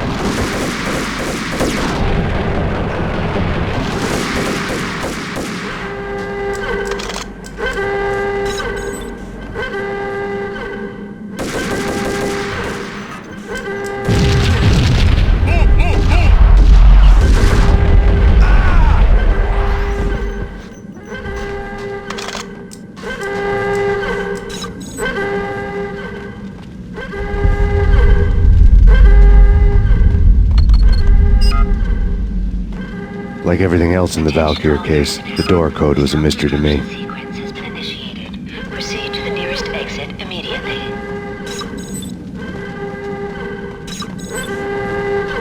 The chemist had been using the workstation when he died. The half-life of the lab rat had ended online, his password blinking on the screen. 665, neighbor of the beast.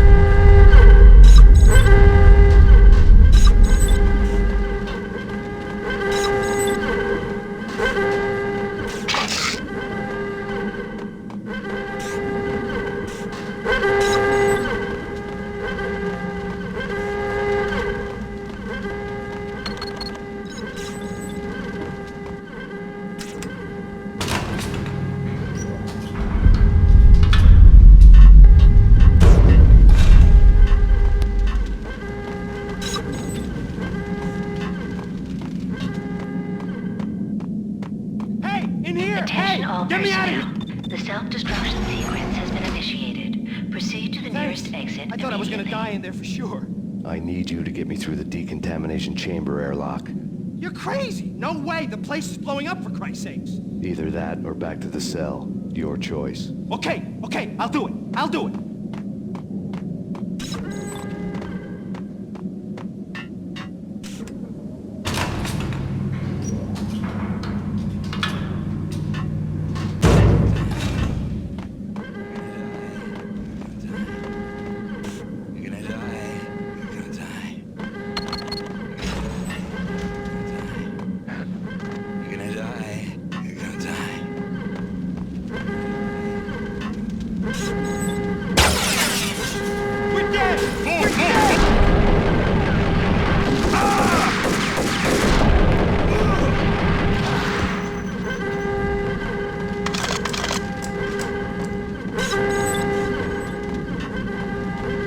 Attention all personnel. The self-destruction sequence has been initiated. I'll punch you through. Decontamination in progress. Immediately. Decontamination.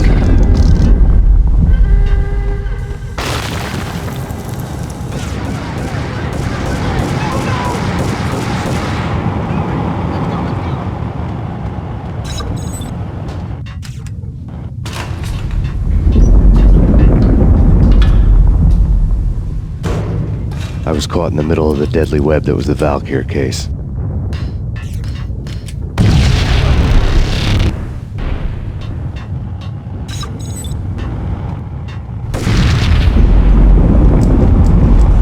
One of the lab terminals. Top secret. Project Valhalla. U.S. Army. Yggdrasil Network. Valhalla. The otherworldly place in Norse mythology. where the bravest heroes spent their afterlife feasting and fighting forever, their wounds miraculously healed night after night. Valkyr, the maidens who chose the most courageous Viking warriors and carried them to Valhalla. 1991. The research objective is to create a chemical substance to enhance the stamina and morale of infantry troops. 1995. Results unsatisfactory. Project cancelled. Someone had decided to continue the sick experiment unauthorized. Project compromised. Data leak. Fix the damage by any means necessary. Security clearance red. Authorized by the project lead. Field test. Double the dosage for all the remaining test subjects. Observe and record the subject's behavior in an urban setting. The drop-off point was my old address in New Jersey. The file dated 3 years ago. Just when you thought you had reached the deepest depths of horror, it suddenly got worse. How to turn off that small voice inside your head that started to whisper that you should be glad that now, if not before, your revenge was justifiable on any conceivable moral scale. That small voice proved, beyond any doubt, that I was damned. The project logo on the screen, the dagger-heeled woman had come and gone a long time ago. There was nothing more for me here. The bunker's name was acting as a self-fulfilling prophecy.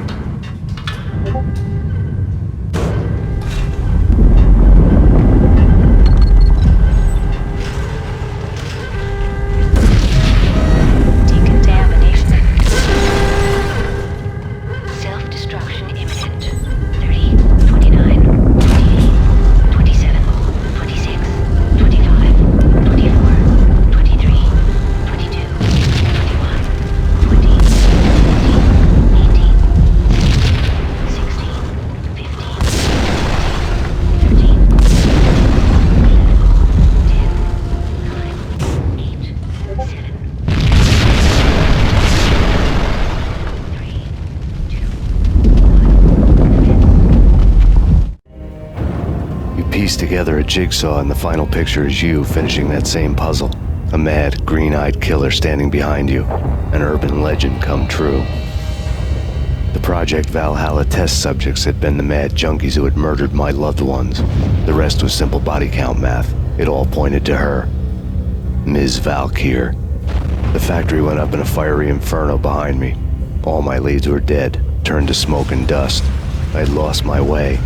I hadn't slept in a million years.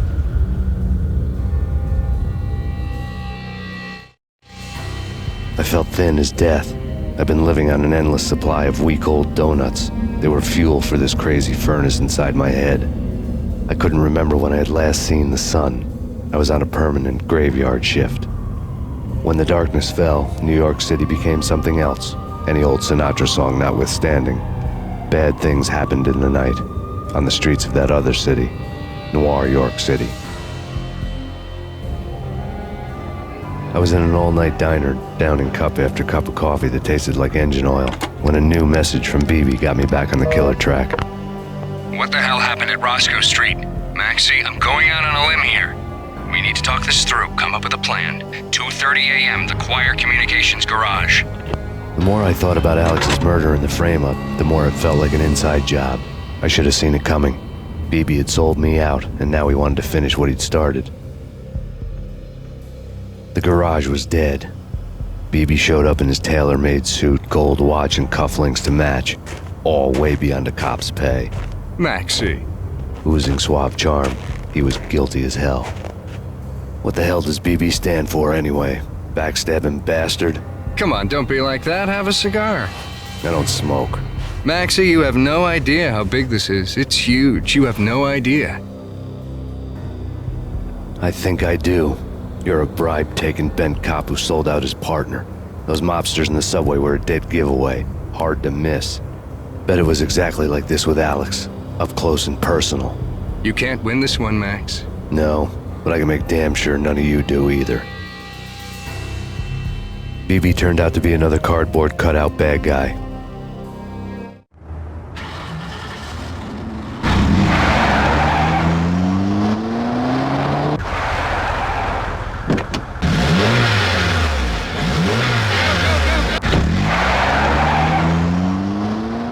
bad cop on the take, a cowardly right-hand man fleeing from the scene, leaving his paid thugs to do his dirty work.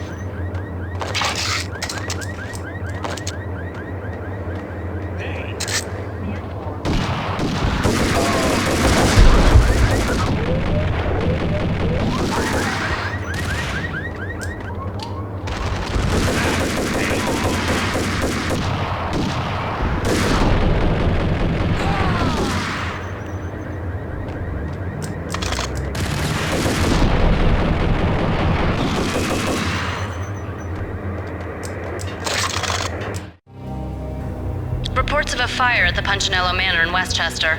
The manor is the home of Angelo Punchinello, the alleged head of the Punchinello crime family. The police are now saying, contrary to their earlier statements, that Max Payne is still alive and at large. He continues his vendetta against the Mafia, of which this last act of arson is attributed to.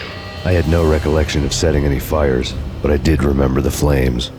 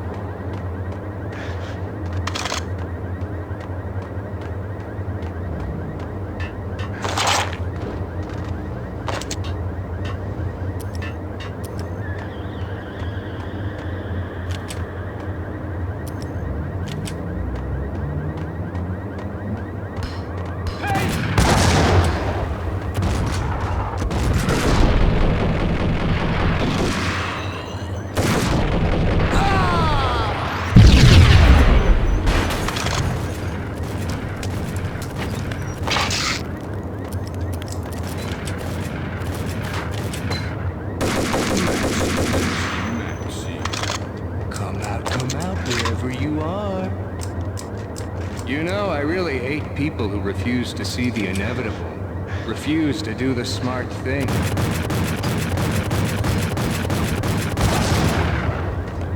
No, I must do the right thing.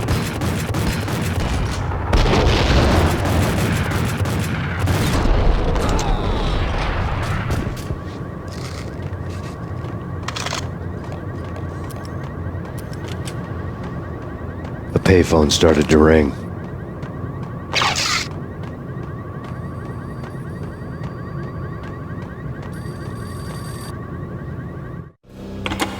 Yeah. Max Payne? Whatever does it for you. This is Alfred Woden. I can give you the name of your enemy. Come to the Asgard building presently. We are expecting you. Woden was waiting for me on the steps of the old building. Mr. Payne, let's go inside. The others are anxious to begin. The others?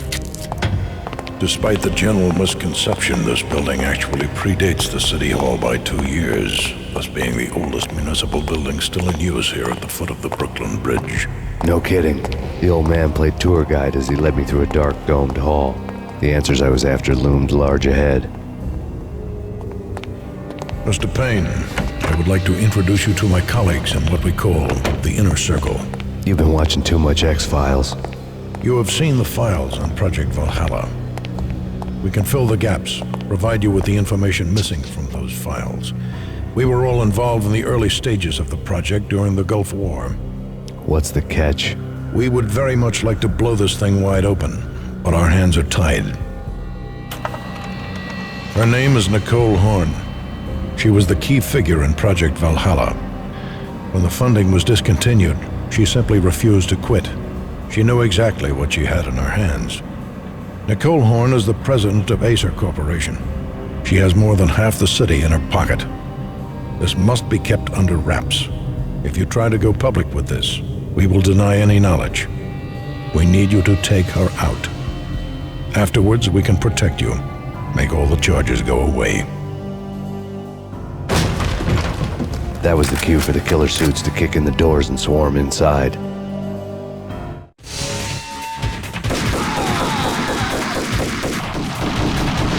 It was an impressive floor show, but I decided to leave early anyway. It was only a one-story fall. Lucky me.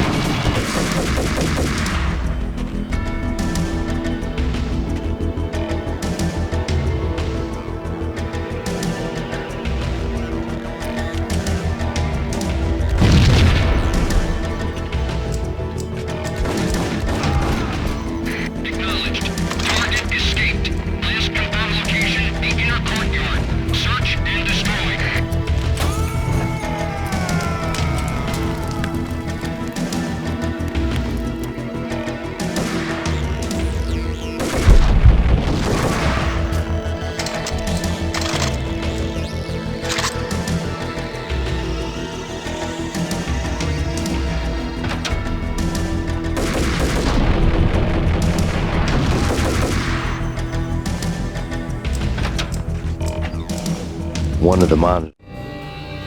On screen, the so-called corpse of Alfred Woden stood up, miraculously waking from his dirt nap, looking smug among his dead pals. In the land of the blind, the one-eyed man is king.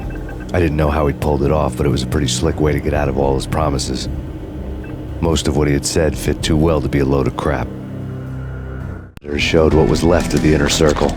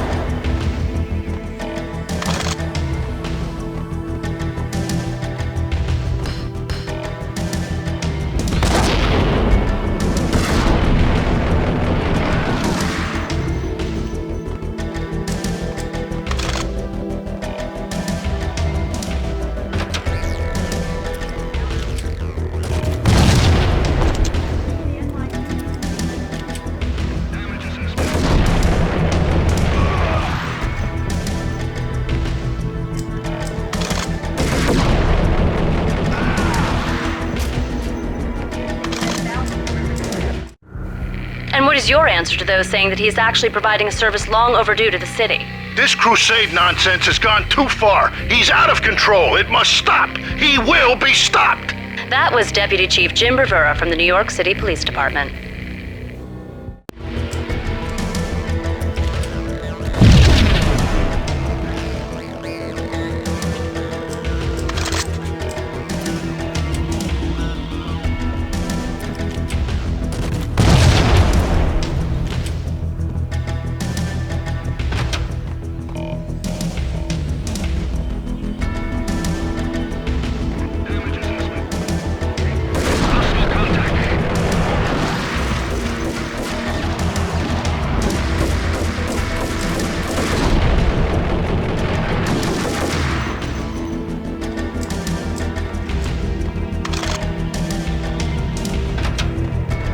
videotape. Nicole Horn had blackmailed the Inner Circle into silence. The tape came with a curt extortion note on a piece of expensive paper. I remembered Candy Dawn taping her clients in action on the side, selling the tapes to the highest bidder. I was sure that kinky sex was nowhere near Alfred Woden's worst sin. But I had a feeling that when this was over, any collateral would come in handy. Lay on the desk. Woden had taken care of my mission preps with military precision. The critical areas in the Acer Corporation headquarters blueprints were circled in red. The president's office was at the top of the building, right below her penthouse suite. The elevators were controlled by a security computer, part of the mainframe located underground below the building. The high-rise was sealed as tight as a sci-fi fortress. A present. Nothing seems to stop Acer Corporation's phenomenal victory march. Incredibly, the stocks are still rocketing. Worried experts already see a danger in the company's success. Some have gone as far as to say that Acer Corporation is about to become an even bigger monopoly than Microsoft ever was.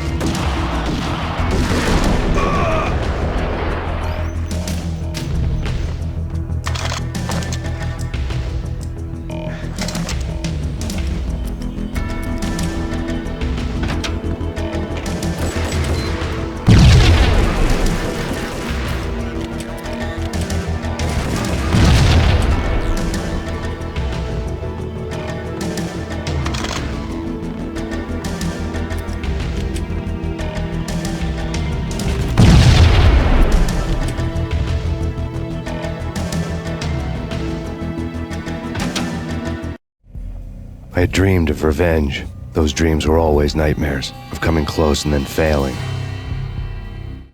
Now I was close. I had a name to guide me, Nicole Horn. I had nothing to lose.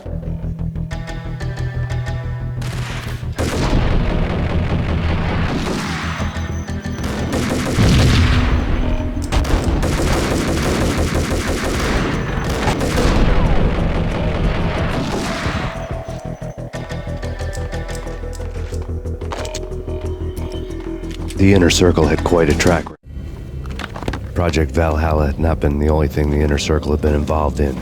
There were rows of cabinets full of files. The Serpentine Secret Society went back a long way, always pulling strings from the shadows. I couldn't say I was sorry. Woden's move in some Byzantine power game had cut the Circle's membership roster to 1. The old man wanted me on cleanup duty. It was my mess, too.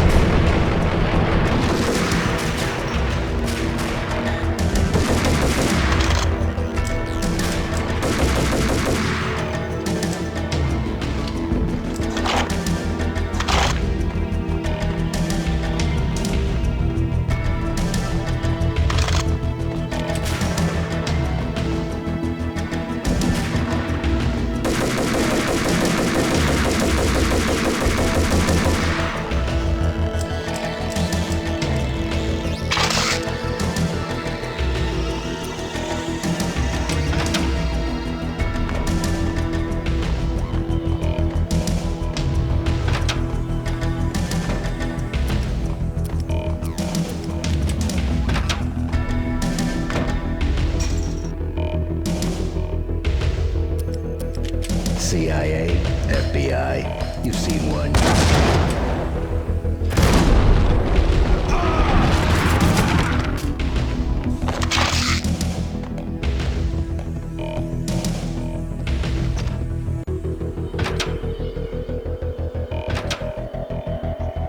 Take him down. Shoot to kill. Let's finish this.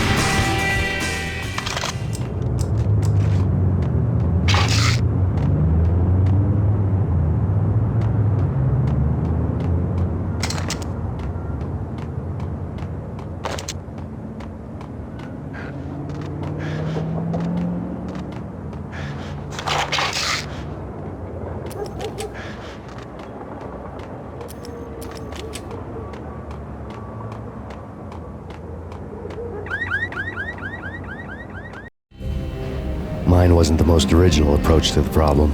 It wasn't as if it hadn't all been done before. An eye for an eye, the first principle of revenge. Old as dirt, still going strong. The cardinal rule in going after someone with an intention to kill was not to make it personal, which it almost always ended up being anyway. It did with me. I took my time, cruising around the city in the snow. There was no hurry. I knew what I had to do now. I took my time, thinking about it, building up the rage. When I was ready, I parked the stolen wheels at the front entrance of the Acer Corporation headquarters. Got out, got in, got cracking. I had a bullet with Nicole Horn's name on it. I had 10,000 bullets with the Hag's name on them. She had ultra-high-tech security systems, enough mercenaries and weaponry to start World War III. There was no fear. New York disappeared behind a veil of snow. I had crossed the threshold. This was her domain, sleek and sexy and soulless, all glass and steel. A place of color-coded security keycards, metal detectors, and surveillance systems.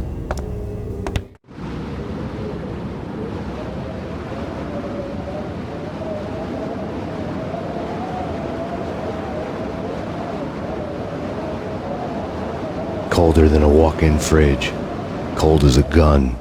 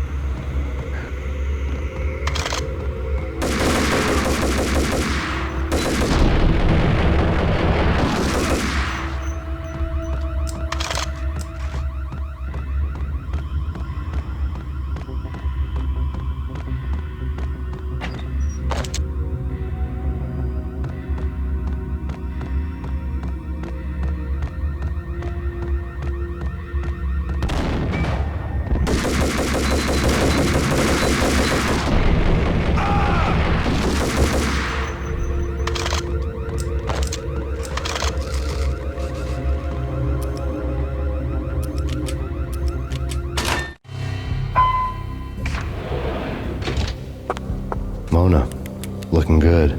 Max, we gotta stop meeting like this.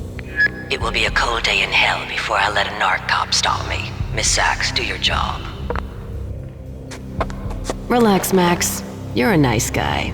I don't kill nice guys. You're not bad yourself. It was different when Horn wanted Punchinello dead. To cut her ties to the Mafia, he deserved to die. The same goes with her. She's the bad guy here. Her sister was whispering to her in my favor. I knew the appetites of ghosts intimately. They hungered for revenge. No! A gunshot boomed and she fell down in slow motion. She was a nice girl, not really a stone-cold killer. And now she was stone-cold dead. Like religious fanatics or loyal samurai, Horn's private army was coming at me. Contact.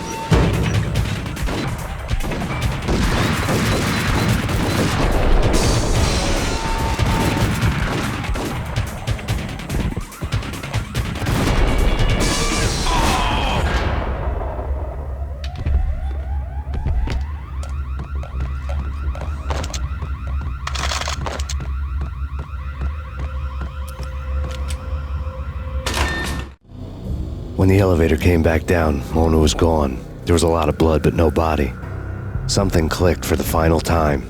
My mind had never been so clear, as if somewhere high above the storm clouds were already gone, cold stars blazing from the black skies.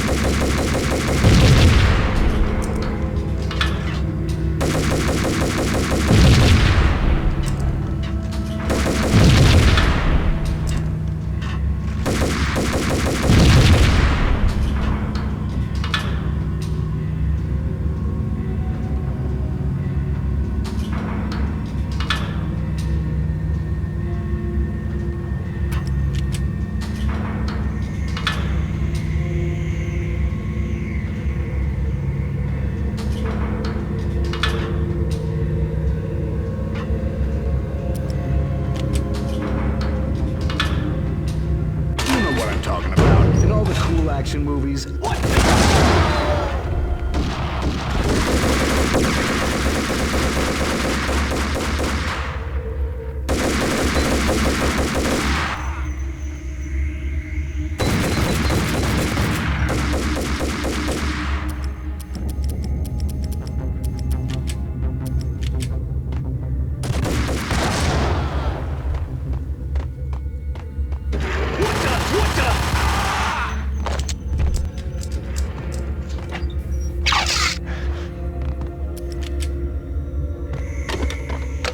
I had elevator access to the mainframe.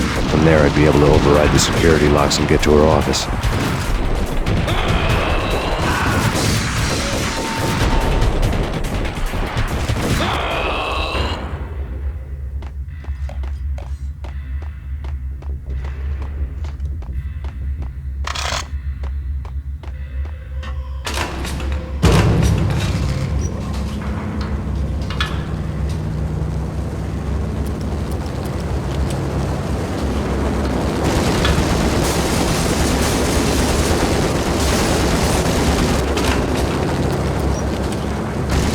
The unmarked chopper was Horn's pet guardian, inhuman and flawless. It was stalking me.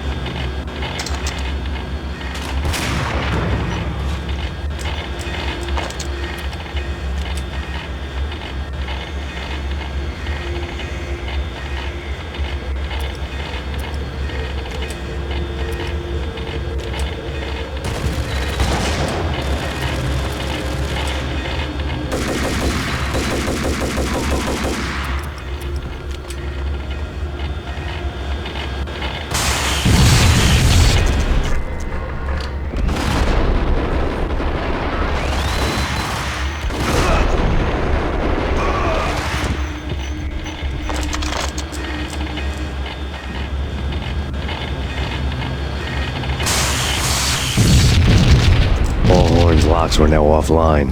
All bets were off. The elevator would take me all the way up.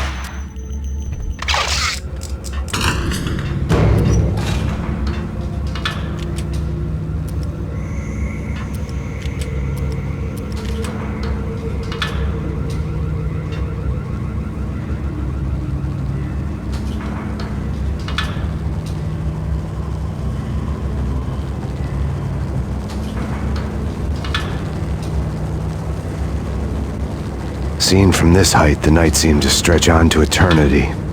A hint of desperation had crept into the snowstorm, as if it was trying to get it all out before the end.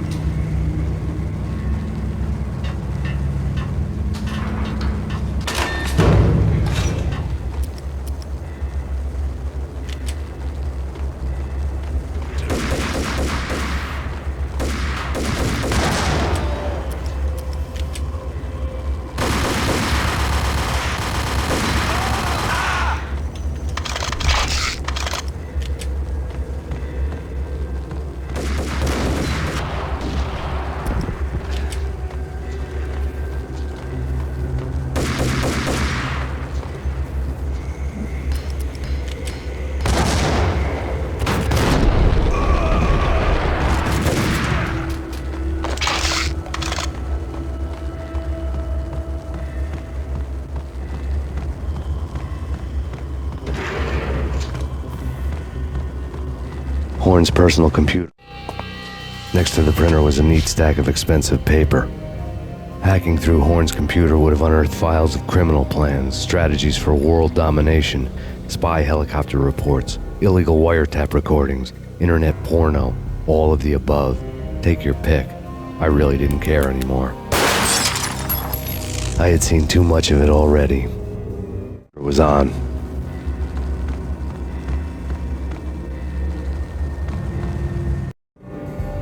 Valkyr had been meant to be a white-winged maiden that would lift you to a warrior's heaven, but it turned out to be a one-way demon ride to hell. The devil was in the drug. I knew. I had met him.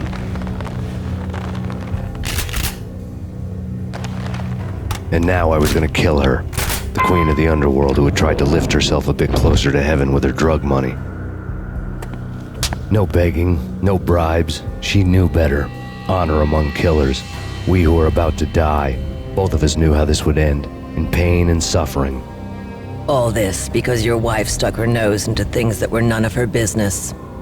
The cops were coming to take me away. The sirens were like a bad conscience I couldn't shake. It's ridiculous you've made it this far.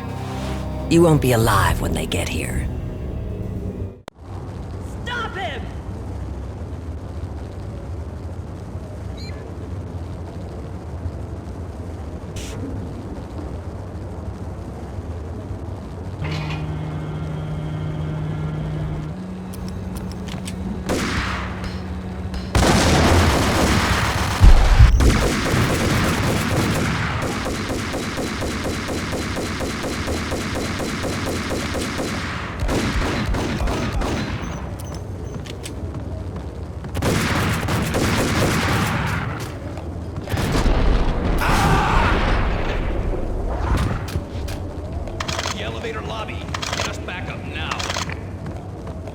Max Payne, this is futile. A waste of time. The deaths of your wife and daughter were necessary. Inevitable. It is done. You cannot bring them back. Nothing you do will make it any better.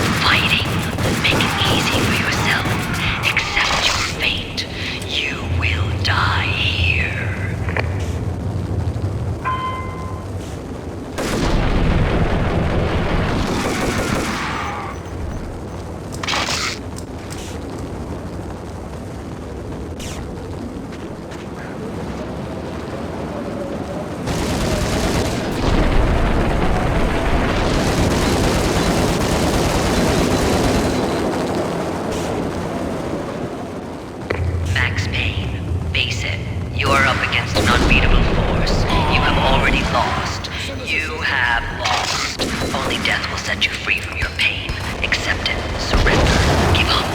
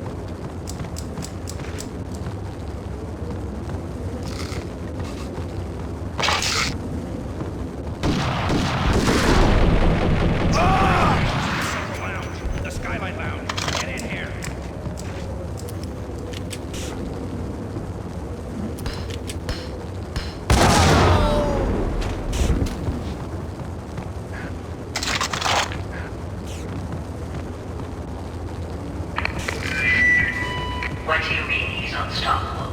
You are superior to him in every way that counts. You are better trained, better equipped. You outnumber him at least 20 to 1. Do your job.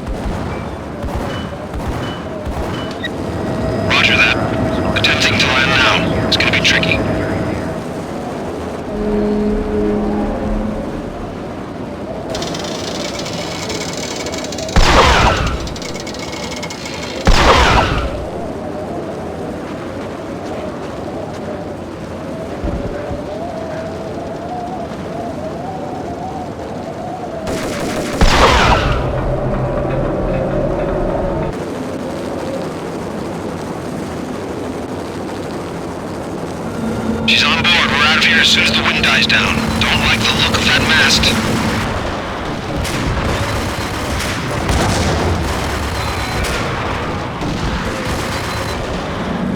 Lift off in 1 minute.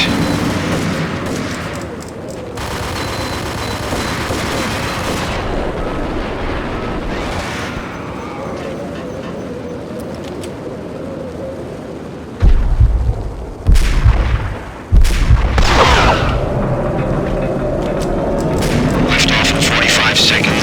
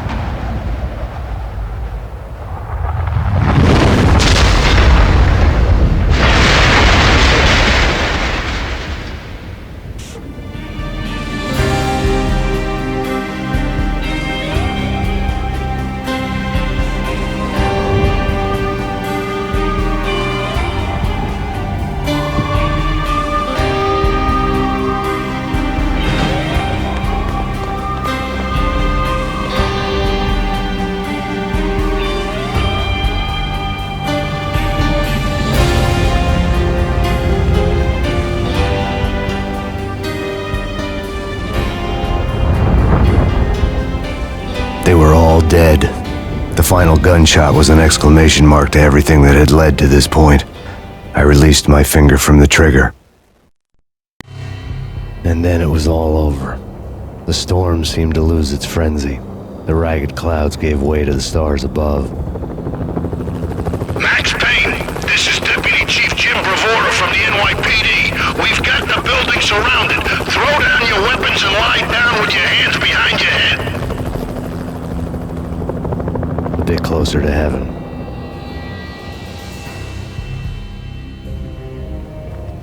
The cops' voices were distant and muted. Freeze! NYPD! Hold it right there! My ghosts released me from their haunting. Down below, New York City glittered like diamonds on black velvet. You gave us one hell of a ride. Take him down to Central Booking. You heard the man. Woden was there in the crowd, standing by the sidelines. It wouldn't be over till the man with the patch would say so. He'd say the right words. I knew he would. He'd better. Woden grinned smugly. It was the grin of a winner. That made two of us.